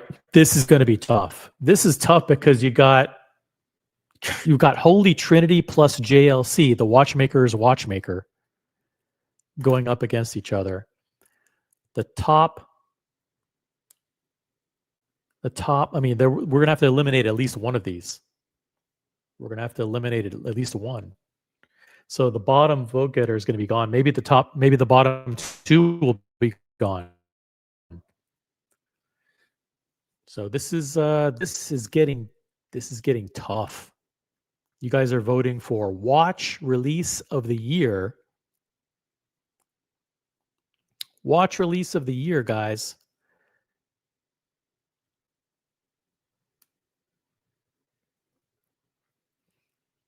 And I don't want to bias you by showing you this watch, but this is a great one. This is a great one for sure. The 6159 retrograde perpetual calendar. Okay, let's see. Let's see who ends up coming out on top here. If it's a blowout, maybe we'll pick the top two.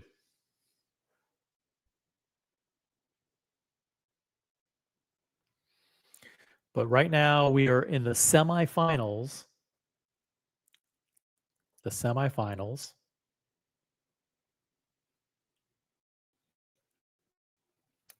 We're past the round of 16.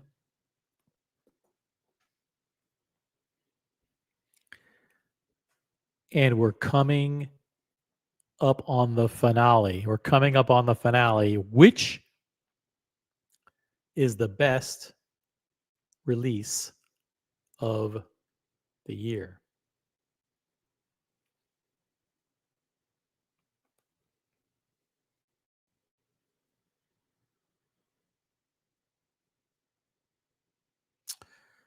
Let me know.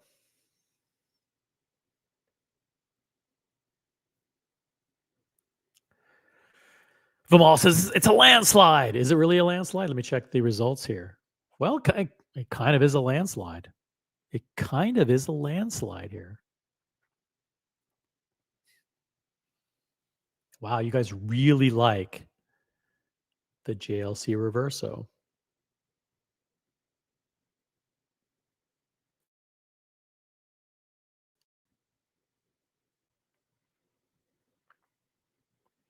Let me pull it up.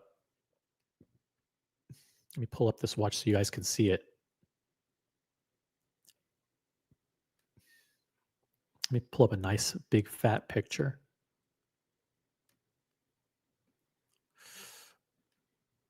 Boom.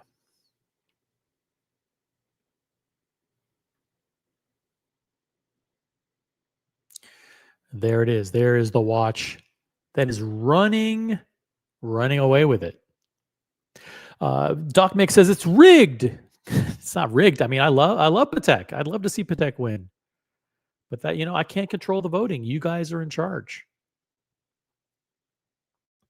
You guys are in charge. We have 25 votes. Boom. It's over. It is over. Okay.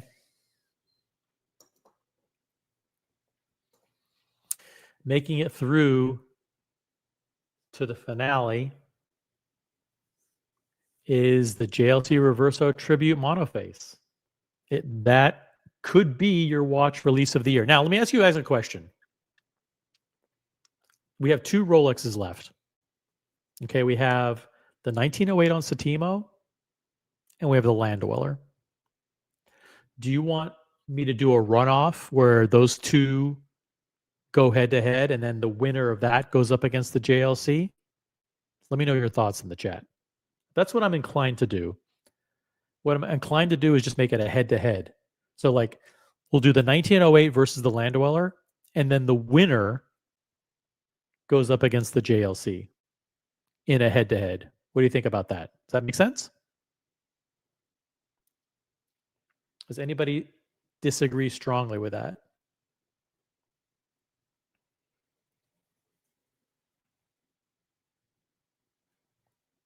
Yeah, Reverso versus it could all come down to Reverso versus Satimo. It could.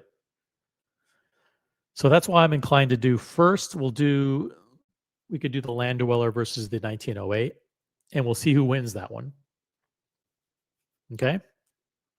All right, let's do that one first. Starting the poll, and best Rolex release of 2025 is 1908 on Satimo bracelet, or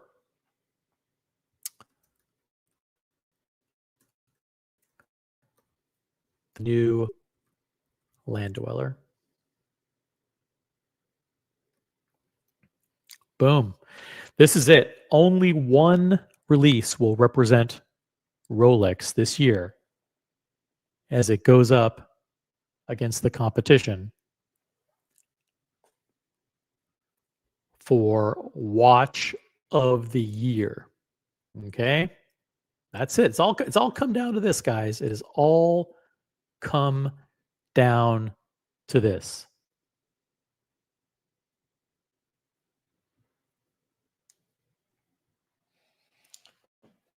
Gatsby is appalled. Reverso or 1908 for best watch of the year. Something has gone horribly wrong here.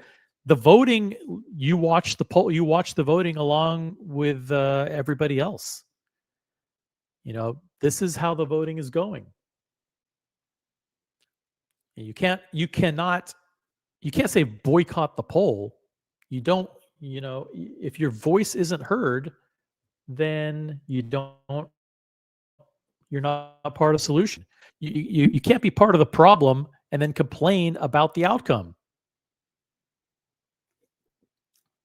Yeah, there's no dangling chads here. Everything's electronic. This poll is done on the up and up. Okay? Completely above board. Everything here is done completely above board.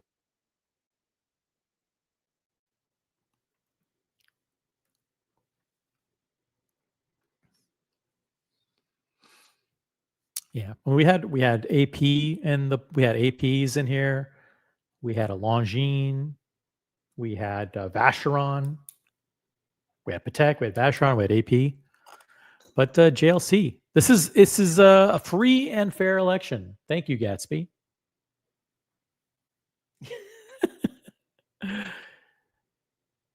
We're coming down to the wire. Look at this. The best Rolex release of 2025. Vote in the poll. You guys can turn this around. Don't accept the results. If you believe in the Land Dweller, vote for the Land Dweller. If you believe in the 1908 on Satimo, vote for the 1908. Don't let other people determine your destiny. Your destiny is in your hands. This could be one of the most important elections of our lifetime. And you need your voices to be heard. Don't let it be. It doesn't have to be a blowout. It does not have to be a blowout. If you feel strongly, use your votes to cast your votes to voice your opinion.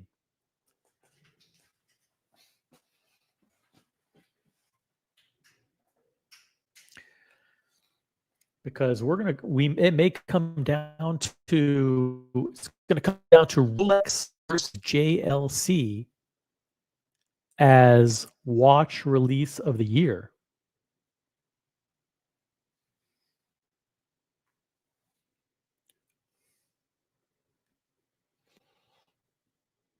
It's going to be crazy. Check this out. This is it, baby. The 1908. Get a good shot of it. There you go.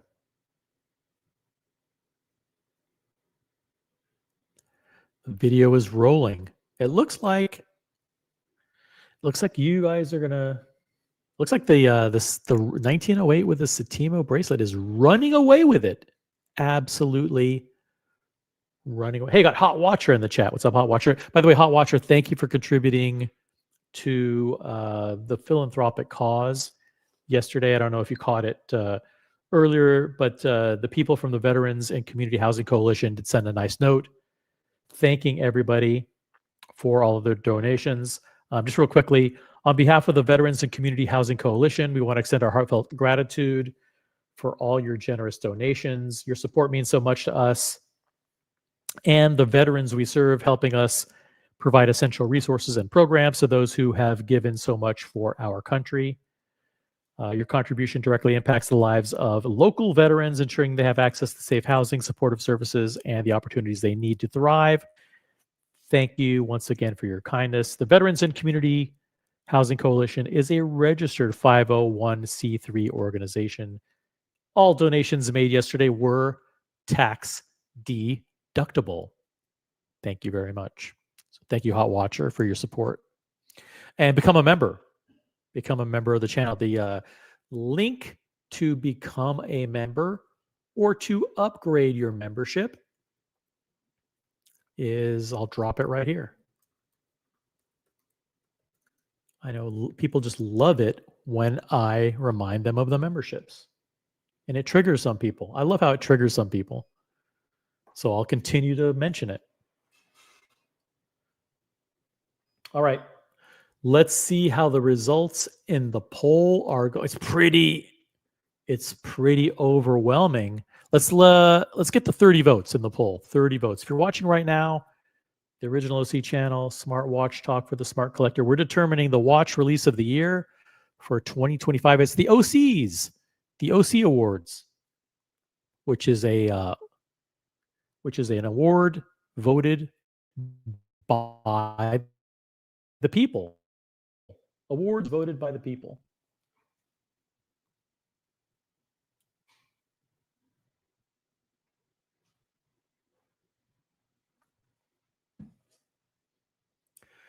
All right, 3 more votes. Let's do 3 more votes. When we get to 30 votes, we're going to end this puppy. 3 more votes, and we're going to end this puppy.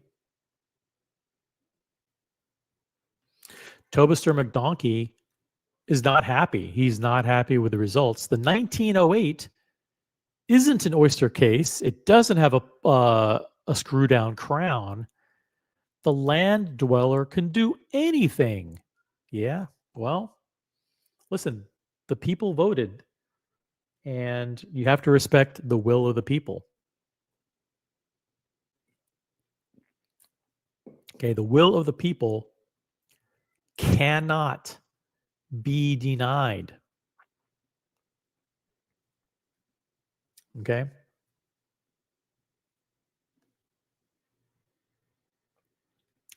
So let's see here.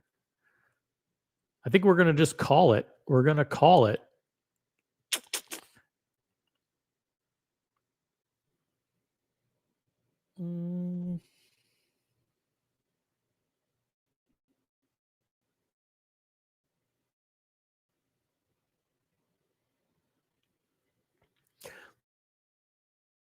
Let's end this election right here. Boom.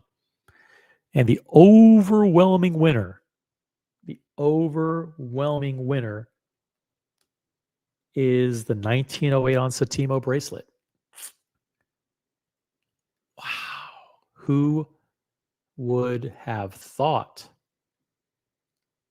Who would have thought? Let's check out.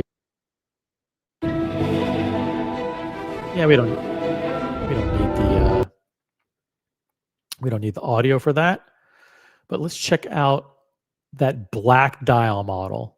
Let's find out where that black dial model is. Boom. There it is. Nice. There we go. It looks, is it better on the black or better on the white? Let's do a quick side poll. Let's do a quick side poll here.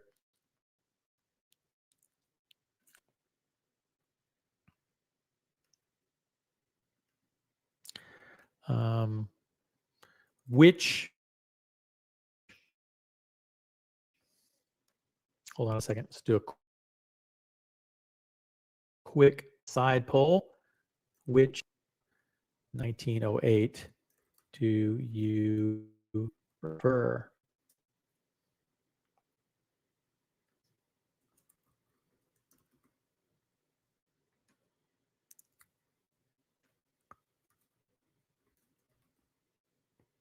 Boom.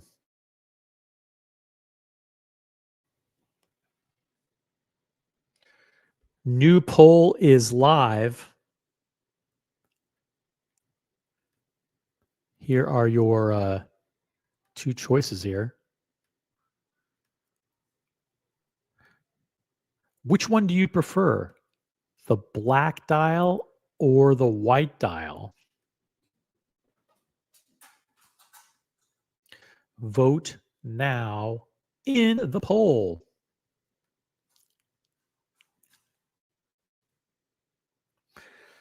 Gatsby, $5 Canadian super chat. Thank you very much. We elected the Patek for the people who can't get a Patek. This is just embarrassing. Can we please make this stream members only? We may have to make this stream members only. But remember, it's not over. It's not over. This is like you have two people you have two candidates in the finale.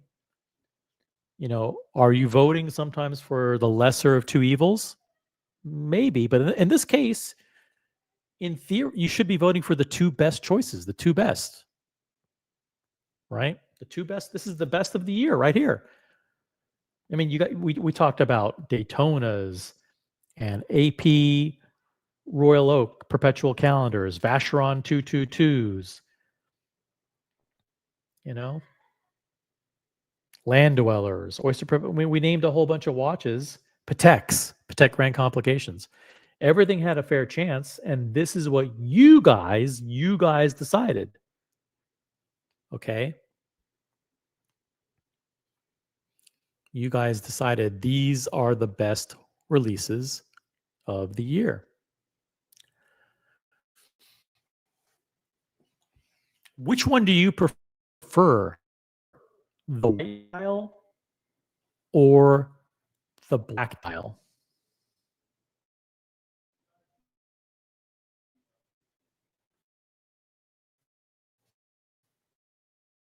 Which one? Vote in the poll. It's so close. It's margin. It's a matter of preference, personal preference. Sure, it's a matter of personal preference. But vote now in the poll. We want to know white dial or black dial. In case you just joined us, this is the original OC channel, Smartwatch Talk for the Smart Collector. This is the 2025 OCs. Tonight's category is Best Watch Release of the Year.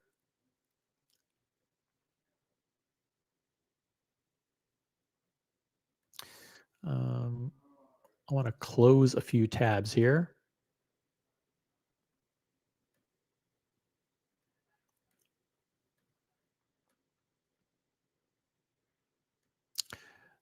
By the way, I want to share something fascinating with you. Check this out. Like you guys in the chat are complaining. Like, really? These are the final nominees? We voted, says Ghost of Yiddish Gambino, for the more robust, less expensive, better looking, and nicer Calatrava.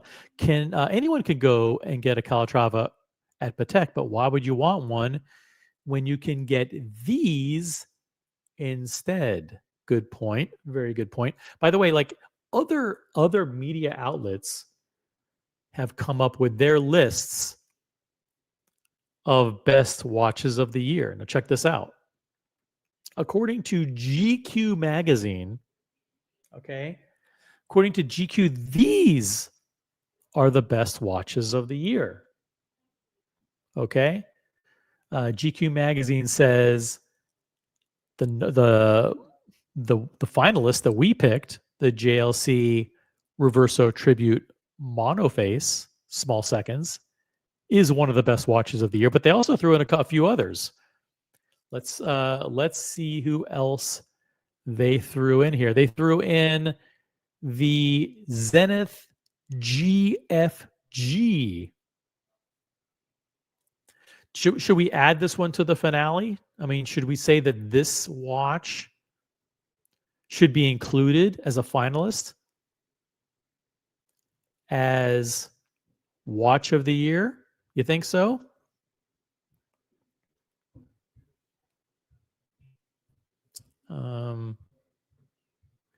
They also said that the Oyster Perpetuals, the new Oyster Perpetuals with the new dials, watches of the year. Oh, look at this one. Yeah, of course. How come nobody nominated this? Yeah, guys, how come none of you nominated this as watch of the year? This is the new Samsung Galaxy smartwatch. What the fuck is this?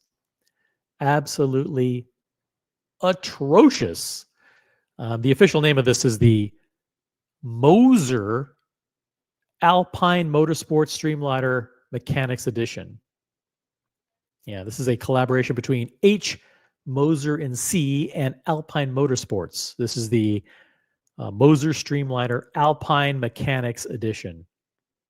And they, according to GQ, this is one of the best of the year. Do you agree?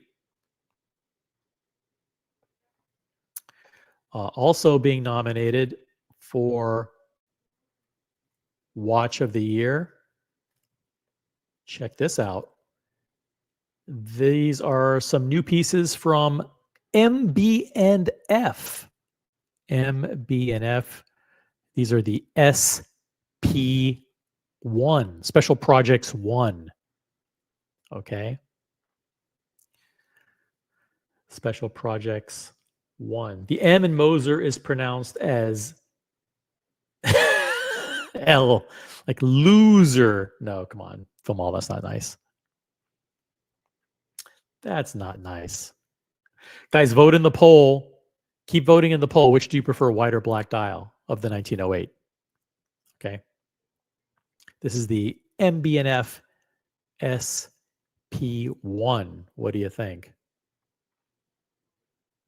And then also GQ magazine says that these Girard-Perregaux are watches of the year. Yep. This is the Girard-Perregaux Bamford Deep Diver. Girard-Perregaux Bamford Deep Diver. Do you agree? I mean, this is the kind of shit that GQ magazine says are the best watches of the year. Okay? This is what you get when you watch, like, corporate media, and you watch bad YouTube channels. Okay?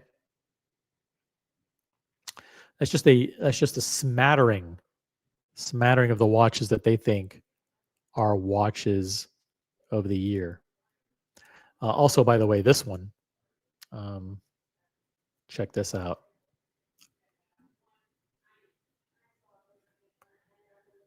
Yes, it's true. They have named the Nomos, the Nomos Club Sport Neomatic World Timer, as one of the best watches of the year. What do you think about that?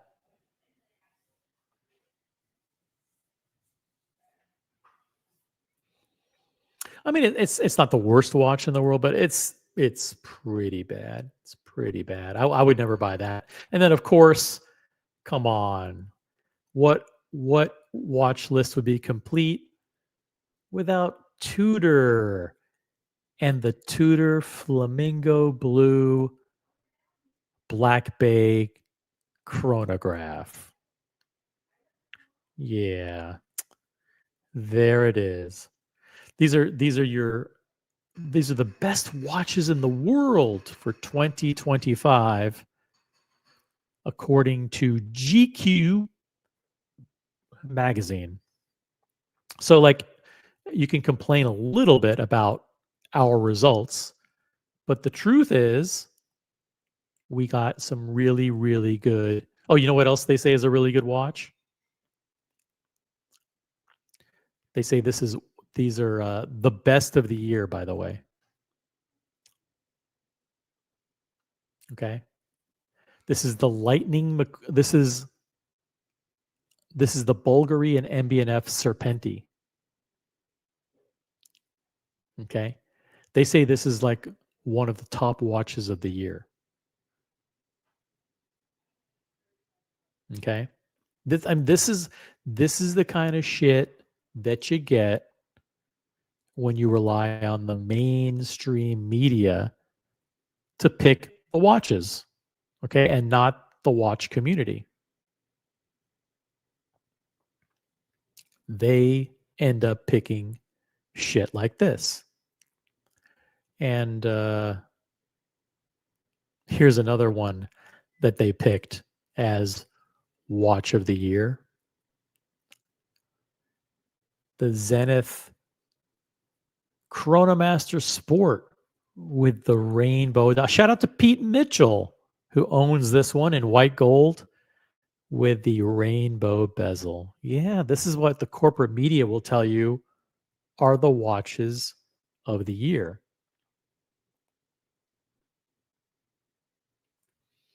We need to get to an odd number of votes. Let's get to 25 votes in the poll. Which 1908 do you prefer? Let's put them back up on the screen so you can take a pick here. Take a look. Which one do you prefer, the white or the black? And we will close the poll. It's so close. It's so close.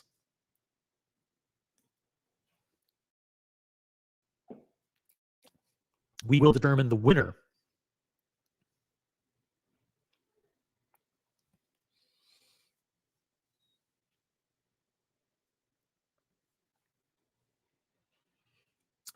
But I want to make sure we're putting the right one up against the JLC Reverso in the final battle.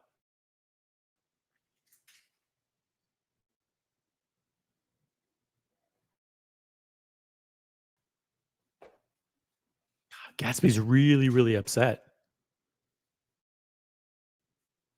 Sorry, Gatsby. That's just the way it is.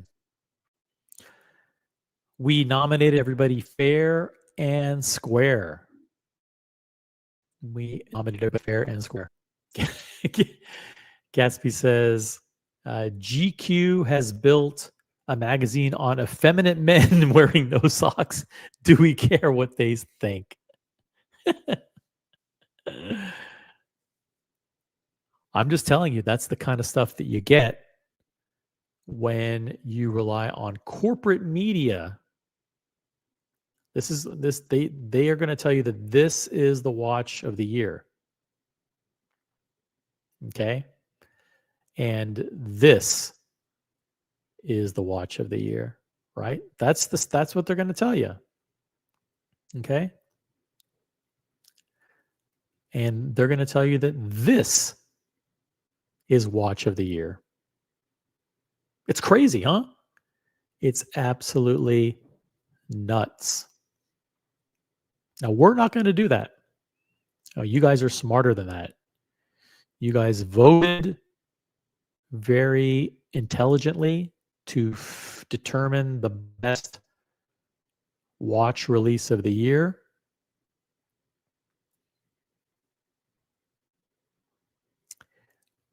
And I'm proud of you. You did it. You did it. I mean, I'm going to show you another picture. This is your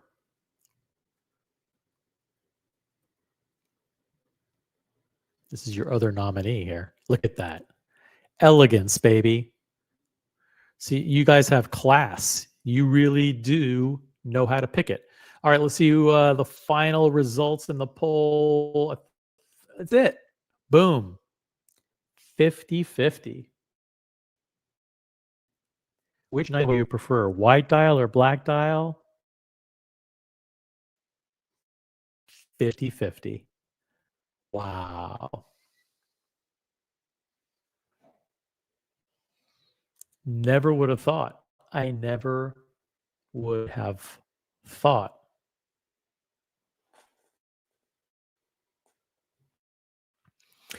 Well, like I said, the time has come. The time has come to have the final election. Final election. Okay. And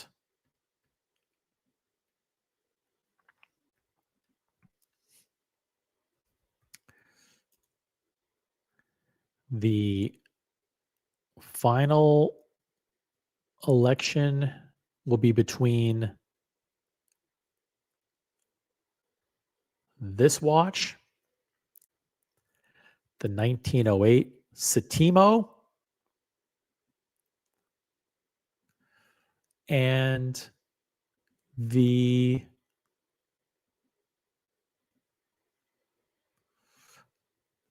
JLC Reverso. That's it. We are down to the wire. Check that out. Whew. So strap in. I'm gonna load up the poll.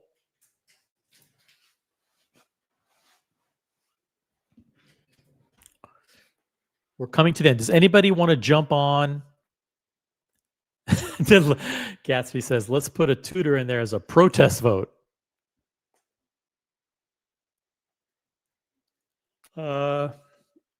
Can't do it. I mean, listen, we had a fair and square process. If somebody wants to nominate a watch that hasn't been nominated before, something completely new, I'll consider it, but it has to be at least a $20 super chat. But no troll chats. No, if you legitimately have a watch that you think should be considered, like, hey, like OC, like I feel really strongly about the 6196. That didn't get a fair shot. You know, the new platinum Calatrava. And you toss in a $20 super chat. I would be tempted to throw it in. You know, if you're like, you know what? Fuck it. The AP Royal Oak didn't get a fair shake in the semifinals. It should be up against, these two in the final. Then, it's possible. But let's try to respect the integrity of the process, okay? Can we just try to respect the voting? Let's try to respect the voting. Okay, so unless there's any objection, those are your two finalists. Okay?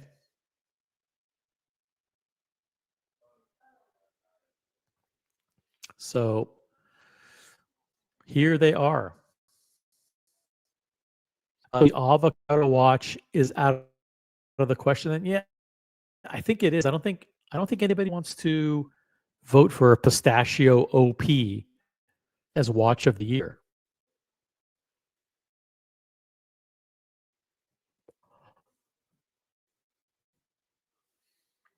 Unless you're into like some kind of pseudo underdog release, which I can't put that in a poll. Can't do it, Gatsby. I can't do it.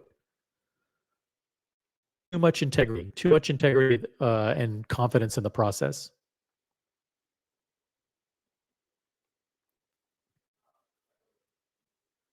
Okay.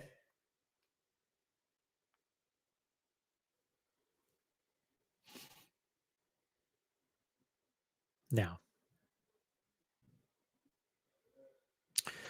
let's should we do the final poll? All right, hold on. Let's do it.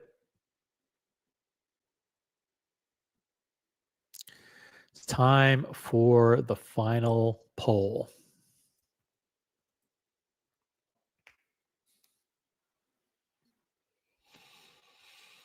This is it. You guys are going to determine the winner.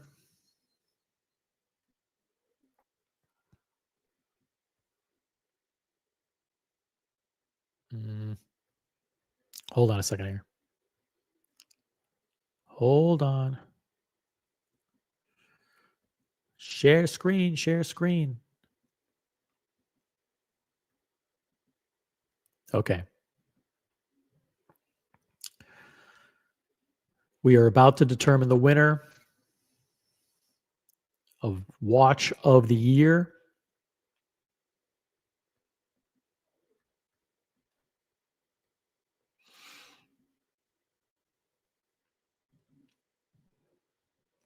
Stand by.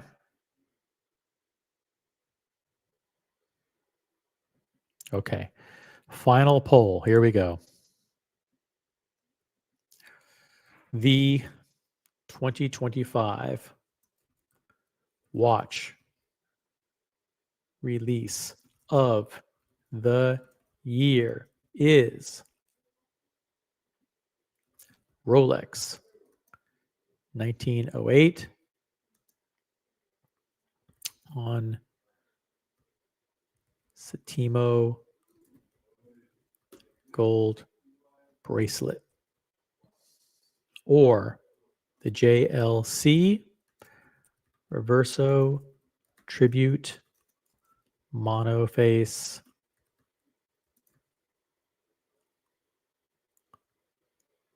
small seconds.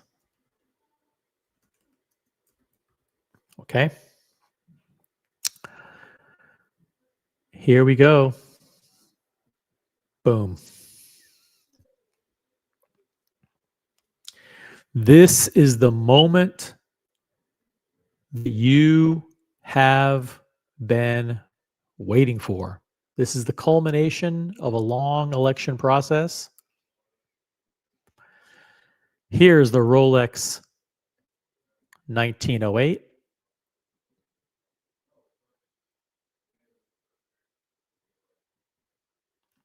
Here is the JLC Reverso Monoface, the Reverso Tribute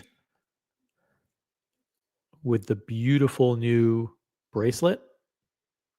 And those are your choices. Okay.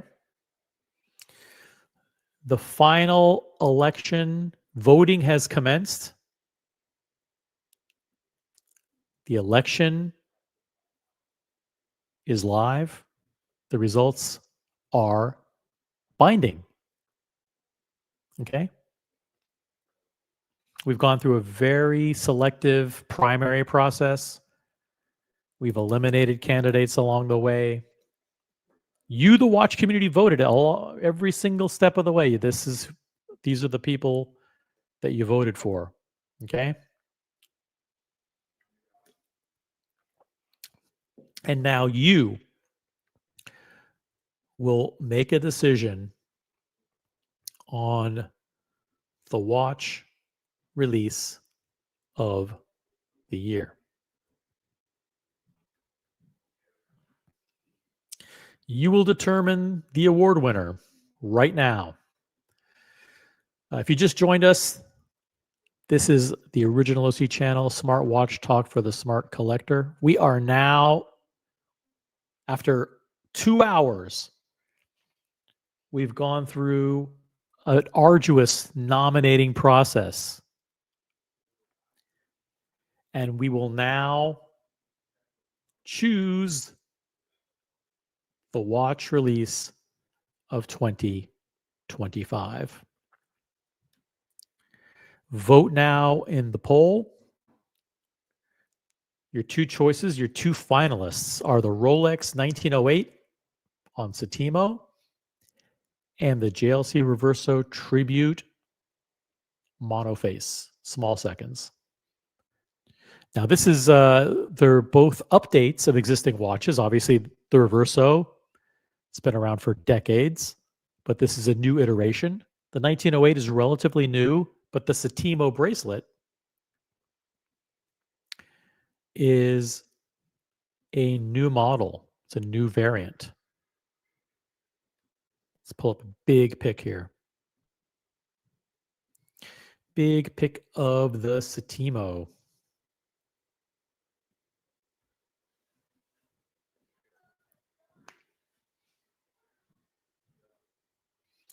So the watch community will vote right now to determine the best release of 2025.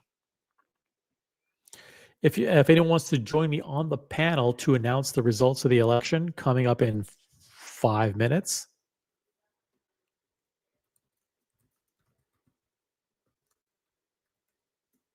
Boom. There is the link.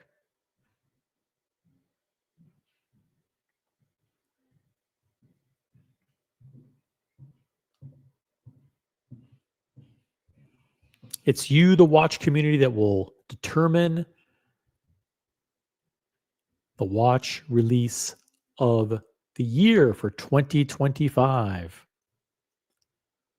Let's see if we can get to at least 30 votes.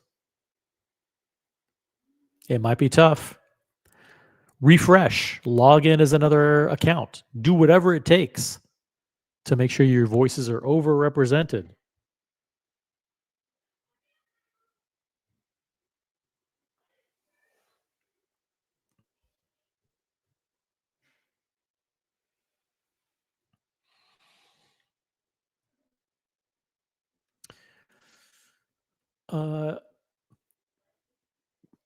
Yeah, this should be really, really interesting. These results should be fascinating.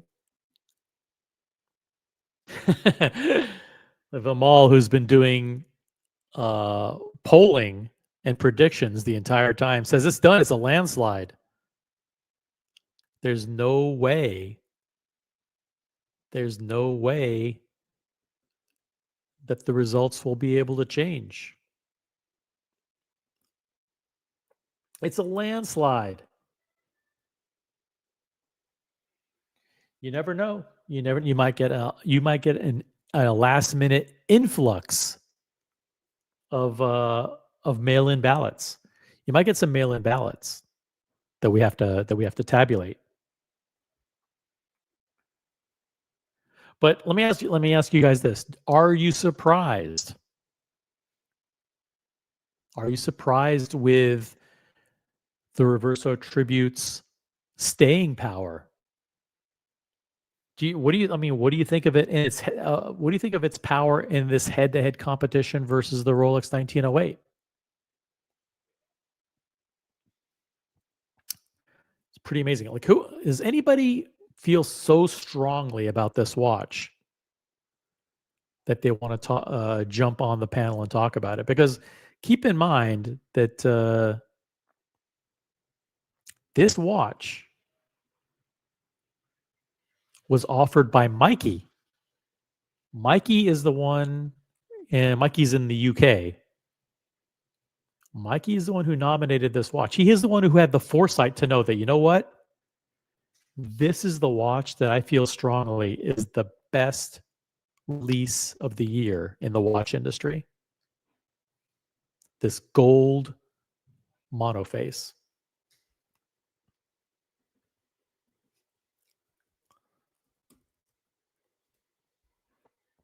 So let me pull up an article here. It did come out earlier this year.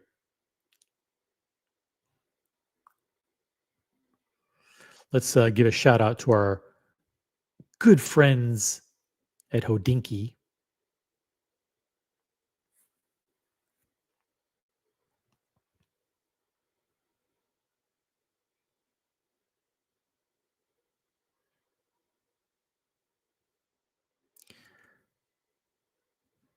I'm going to pull up the article shortly. Hot Watcher says non-approved brands should not be allowed in the new. Hey, you know what? That just shows that I'm fair. It shows that I'm fair and I'm balanced. But check this out. Here's an article courtesy of Hodinkee. Now check this out. These are some really beautiful shots that highlight the Milanese bracelet of this new variant of the Reverso. This is the Reverso Tribute Monophase Small Seconds. And let's read a little bit about it. The Jaeger LeCoultre Reverso Tribute Monophase Small Seconds on Milanese Link bracelet. A twist on the classic Reverso. JLC's latest tribute is the ultimate reminder of the brand's core capabilities. Let me see if I can pull up a great shot. These are really, really good pictures here. Boom.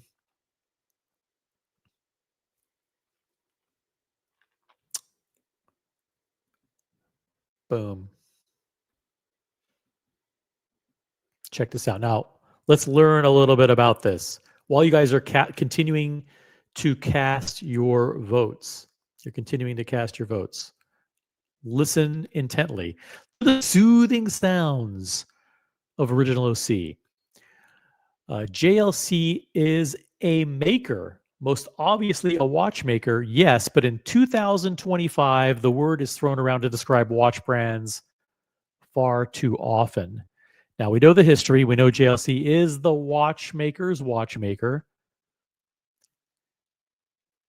But, I mean, let's check out this incredible new release. It's the Reverso Tribute Monophase in Small Seconds on a Milanese Link bracelet, the ultimate reminder of the brand's prowess as a maker. The watch is not so subtle twist on the classic, dare I say, iconic Reverso Tribute that we know and love, but the bracelet, according to Hodinkee, is a work of art in and of itself. It's woven, stamped, hand soldered, link by link. JLC's Milanese bracelet is a showcase of craft and perfectly timed for a market suddenly obsessed with bracelets.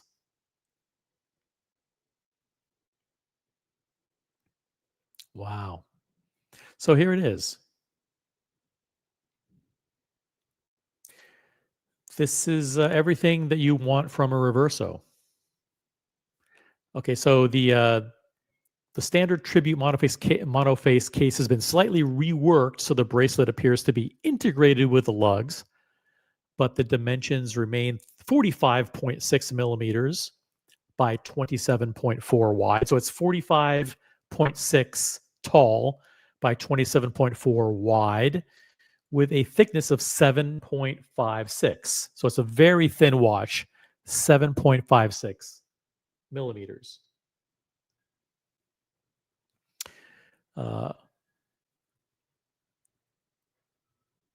There are 2 pink gold strands totaling over 16 meters that are intricately woven to form the Milanese bracelet's signature fabric-like texture, a structure known as presa.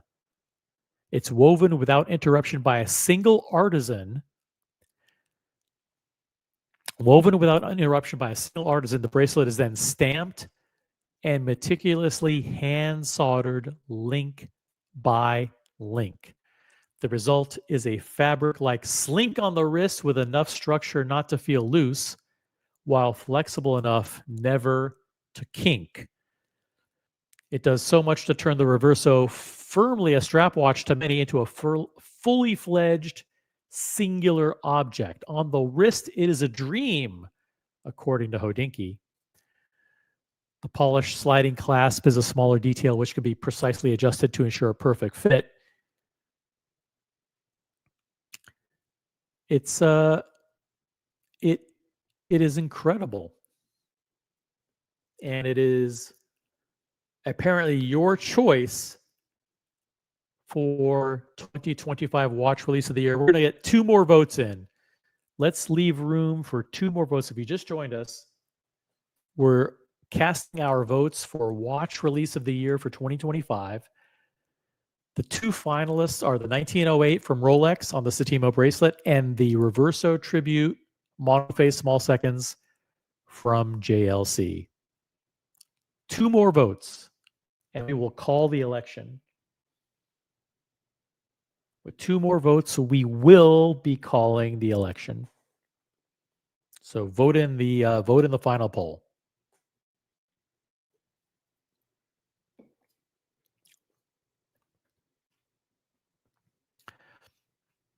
What do you think of this shot right here?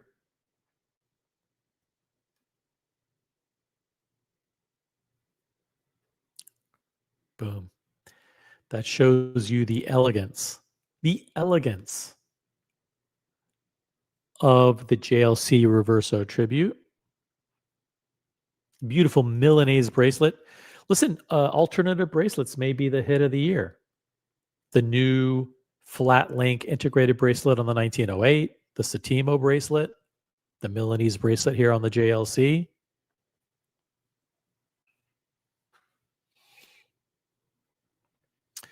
One more vote.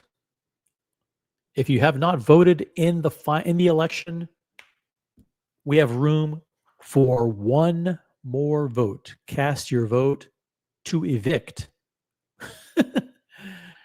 It's the Rolex 1908 versus the JLC Reverso Tribute on the Milanese bracelet. Someone will cast the final vote, and then we are going to call it.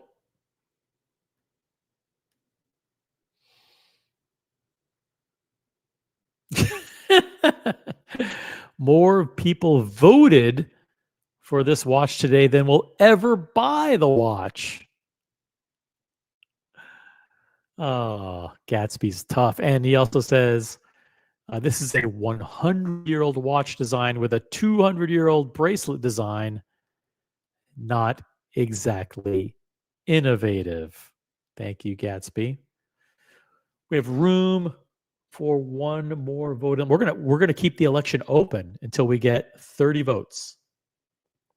So you guys aren't going to go anywhere. You guys aren't going anywhere until we get that final vote.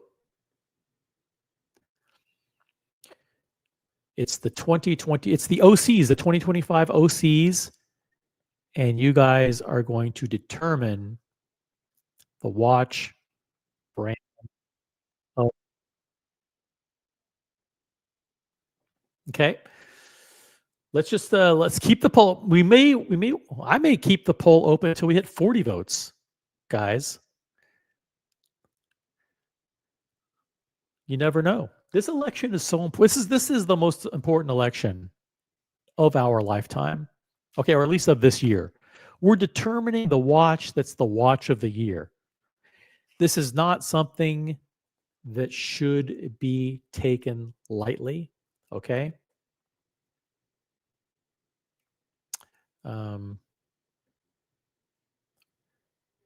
Your two finalists are the Rolex 1908 with a Satimo bracelet versus the JLC Reverso Tribute with the Milanese bracelet. These are your two finalists for watch of. You got Collector Invest. Yo, Collector Invest. Good to see you in the chat. Hope you're doing well.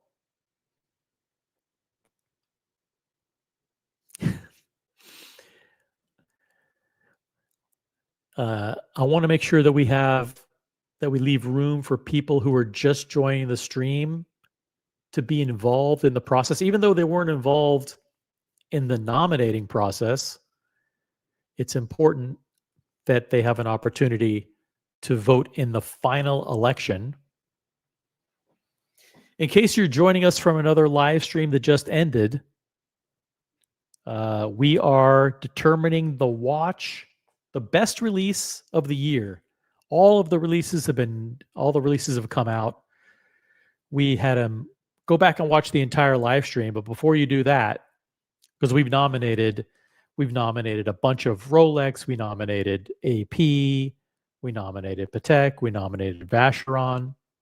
We even nominated a Longines to compete for watch release of the year. But all of the voting has come down to this: your two finalists, your final two candidates. Okay, your final two candidates are the Rolex 1908, which you can see right here, on the Satimo bracelet, which is their new yellow gold 7-link bracelet. And the other finalist is the Jaeger LeCoultre Reverso Tribute, small seconds on the Milanese bracelet. What does this mean that the two finalists are dress watches? What does it mean that the two finalists are on silky smooth gold bracelets? Coincidence? I think not. So if you're just joining, I'll give one more chance for people to jump on the panel.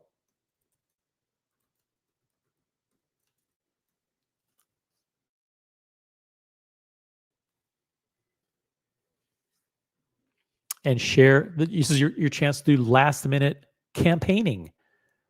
Last minute campaigning. But it looks like it's a blowout. It looks like it's a blowout. We'll keep the poll going for a few more minutes. And then we will announce the winner.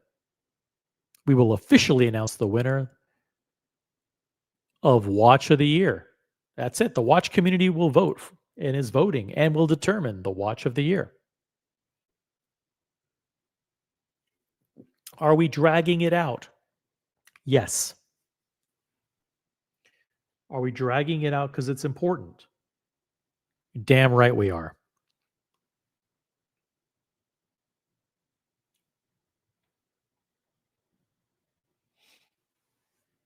Okay? We are dragging it out because it's so important.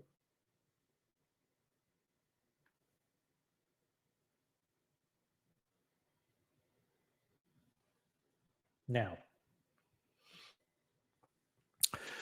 let's see. Are we almost done? Are we done? Vimal says gold and dress watches are popular this year. Even Fratello confirms it. Well, I trust the OC audience more than I trust Fratello. So if you guys say that dress watches are important and you have determined that by your votes in the polling, then that's what I believe.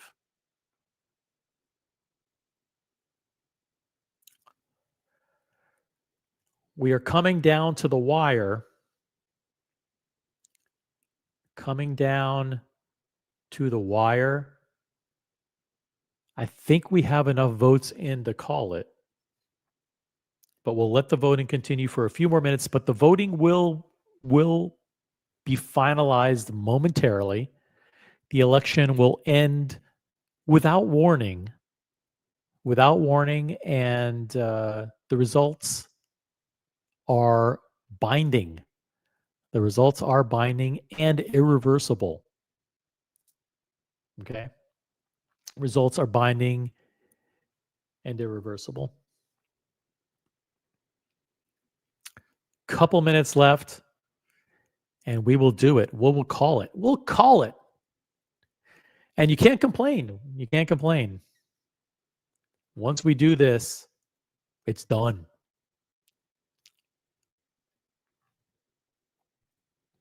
Okay?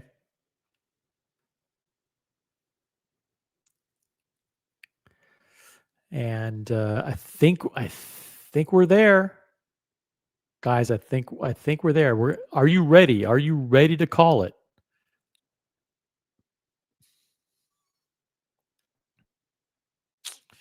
This is it. This is heart-wrenching. Here we go. We're gonna have room. We're gonna get to 35 votes. We have room for 2 more votes in the poll. If you just joined us, we're voting and determining the 2025 watch release of the year. Is it the Rolex 1908 or the JLC Reverso Tribute? We will do 2. We have room for 2 more final votes. Let your voices be heard. Is it this watch right here? The 1908 dress watch from Rolex with the new for 2025 full yellow gold 7-link Satimo silky smooth bracelet? Or will your winner be the Jaeger-LeCoultre Reverso Tribute small seconds with the new hand soldered Milanese bracelet?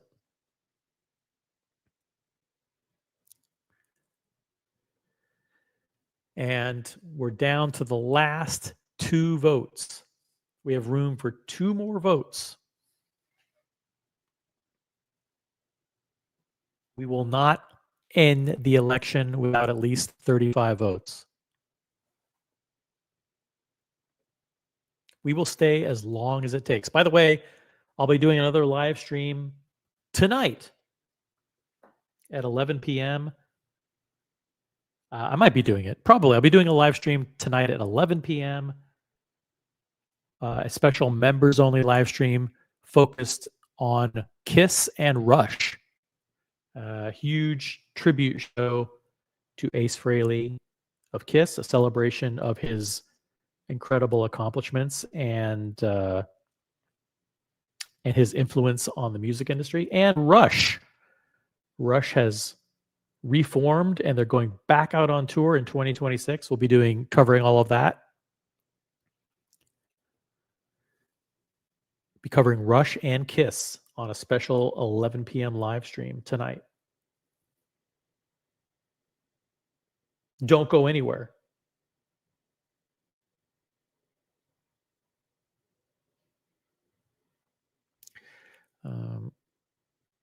Okay, that's it. Let's call it. The election results are in. Boom. We did it, guys. After this has been fun. This has been amazing. After almost 3 hours, we did it. Your winner with a whopping 69% of the vote is the JLC Reverso Tribute Monoface. Congratulations. Beating the Rolex 1908. Wow. Unbelievable. It did it. It did it. The JLC won. The JLC won.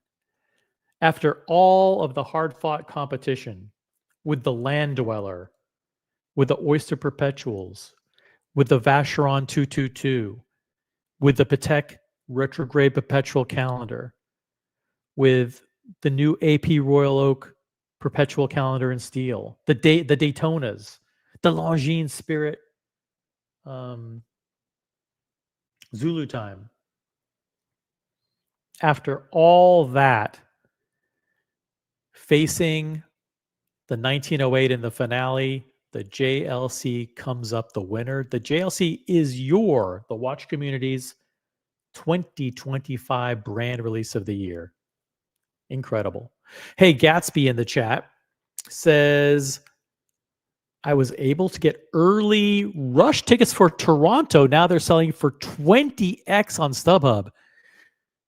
Yeah, I heard the prices are through the roof for Rush. I have not yet been able to secure tickets for Rush. Rush is doing 4 dates, I believe, at Madison Square Garden. And maybe I'll come. Hey, Gatsby, you have any extra? Do you have any extra tickets? I'd love to come up to Toronto. Gatsby, you didn't happen to buy any extra tickets, did you? I think it would be awesome to see Rush in Toronto. That would be so cool.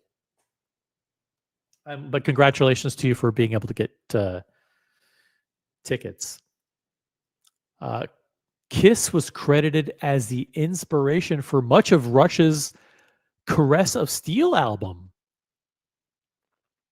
I think I'm going bald in particular. Yeah, there's a Kiss song called "Going Blind" from their 1974 album "Hotter Than Hell," and as you know, Rush and Kiss toured together for a few dates in 1974, and they hung out with each other.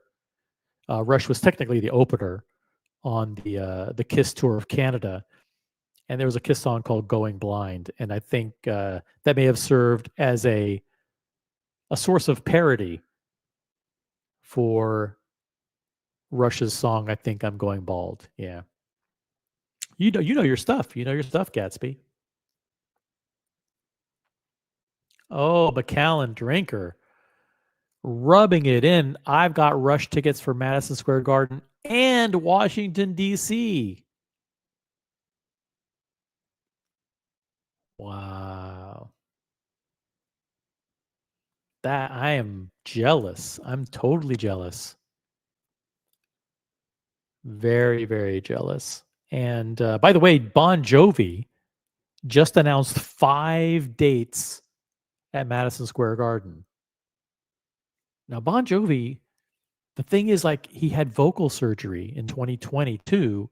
He can't sing. His voice is shot. But he's doing 5 nights at they're doing 5 nights at Madison Square Garden. So it's going to be a crazy 2026. Hey, I can probably get more tickets there for. Hey, Gatsby, if you get tickets, get an extra ticket for me. I'll come up to Canada and I'll see them with you. And I'm not kidding. Just let me know the dates. Just reach out to me on Instagram. Just message me on IG. And if you want to get tickets for extra date, you want to see them again, get extra tickets. I like to be on stage right, which is on Alex's side. Yeah, in the loge down low, not on the floor, but they'd be out astronomically priced. But let me know if you want to go again. I will come up. Here's my promise. I'll fly into Toronto. I'll treat you to dinner. I'll pay for my own ticket, and I'll go see Rush with you. That would be awesome. According to Neil, one of the members of Kiss was obsessed with not losing. Yeah, for sure. Hey, Collector Investors, rest in peace, Ace Frehley. Man, I can't tell you how I was in Las Vegas. We were doing a private meetup with a lot of the Colony folks in Las Vegas, and we were in a Rolex boutique, and Brody hands me the phone, and Brody says, "Look at this," and it was, Ace Frehley dead at 74 from TMZ. Just terrible news. Of course, I would find out the news at a Rolex boutique. But it was good to be with friends when that. Listen, I've been a Kiss fan. Kiss was my first concert, the first record I ever bought. I've seen Kiss a gazillion times. I've seen Kiss in 1985, 1986, 1988, 1990, 1992. I saw them in 1995 at the Kiss conventions, which was the Unplugged conventions where Peter Criss came out at the Burbank Hilton and they did Hard Luck Woman. I obviously saw Kiss on the reunion tour many, many times. I think 5 times in 1996. I saw them again in 1997. I saw them in Dodger Stadium on Halloween, Dodger Stadium, 1998. Of course, I saw them on the Farewell Tour, 2000 in Anaheim, California, with a good friend of mine, Fred. good friend of mine, Fred, was actually at one of their first concerts in 1974 at Mother's Emporium, Mother's Music Emporium in Nashville. I think in Nashville, Tennessee. Yep. And he was the sound mixer at that show. So I saw them in 2004, 2006, 2008, 2010, 2012, 2014. And obviously on the End of the Road tour in 2019 and 2023. Probably 30 concerts in all. So it was a huge blow to me. So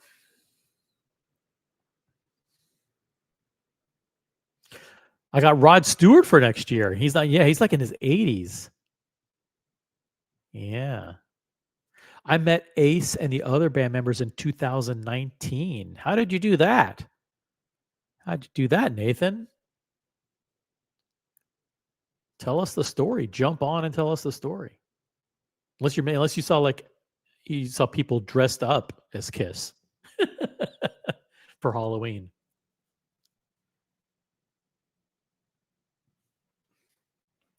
Guys, it's been an amazing show. Absolutely amazing. I want to thank you guys for participating. I want to thank, and I want to go through this, everybody who voted and everybody who nominated people with their super chats. So this just may take a little bit of time, but I want to thank Nicholas N., who originally nominated the Rolex 1908 on the bracelet, on the Satimo bracelet. Thank you, Nicholas N. Appreciate all your support. Brody, thank you very much. Look at this. Mikey, 10-pound super chat. He's the one who nominated the JLC Gold Reverso Tribute that became the winner in the poll. Shout out to Mikey and his Polar Explorer 2 and to Oasis. Brody again. We had Nicholas N again. Brody again. Nicholas N again. Then we had Gatsby jumping in with a $5 super chat. Thank you, Gatsby. Brody jumped back in there. Thank you, Brody, again. Andy Lewis from the Lone Star State, trying to get the Oyster Perpetual in the running. Ghost of Yiddish Gambino, thank you for supporting the channel. I really do appreciate it. Appreciate your love of Cartier and all the quirky brands. Nicholas N. came back. Dear Artifact tried to get some love for the Daytona there. Thank you, Dear Artifact. No Biggie Sal jumped in, nominating the Vacheron Constantin 222 in steel. I want to thank Logan Hall for being a member for 13 months. I want to thank Doc Mick. And he jumped in there and nominated that 6159G from Patek, the beautiful sapphire dial retrograde perpetual calendar. Thank you, Doc Mick. Gatsby dropped a couple of bombs here, a couple of $10 super chats to get rid of the OP, and he did it again. Boom. Drop the lavender, then drop the beige climber. Thank you, Gatsby. Mikey here jumped in with a member milestone chat. Thank you very much, Mikey. Famal dropped in that flamingo blue highlighted comment. Thank you. Captain tried to get the OP, the beige climber, back in there. Thank you, Captain. Appreciate it. Thank you for the super chat. Then Gatsby dropped the orange bomb. Boom. Thank you, Gatsby. Very much appreciated. Thank you. And boom, Gatsby to finish everything off. That's it, man. Awesome, awesome show. We did it. The watch community voted. The JLC Reverso Tribute Monoface is the watch release of the year. Don't complain, because it was you guys who determined it.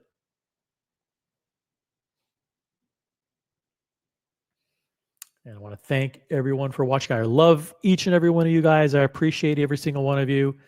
Thank you guys for being members. Thank you for just watching. And we will catch you on the next one. Make sure your notifications are set to all. If you're watching this on the replay, leave a comment. Do you agree with how the election turned out? Do you agree with the winner? Also, hype the stream.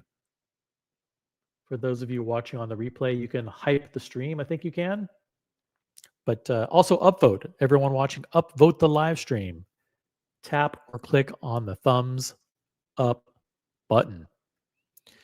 And maybe we'll catch you. Maybe I'll do a stream at 11 o'clock. I'll do a stream at 11 o'clock just dedicated to Rush and Kiss. Or maybe I'll do it tomorrow.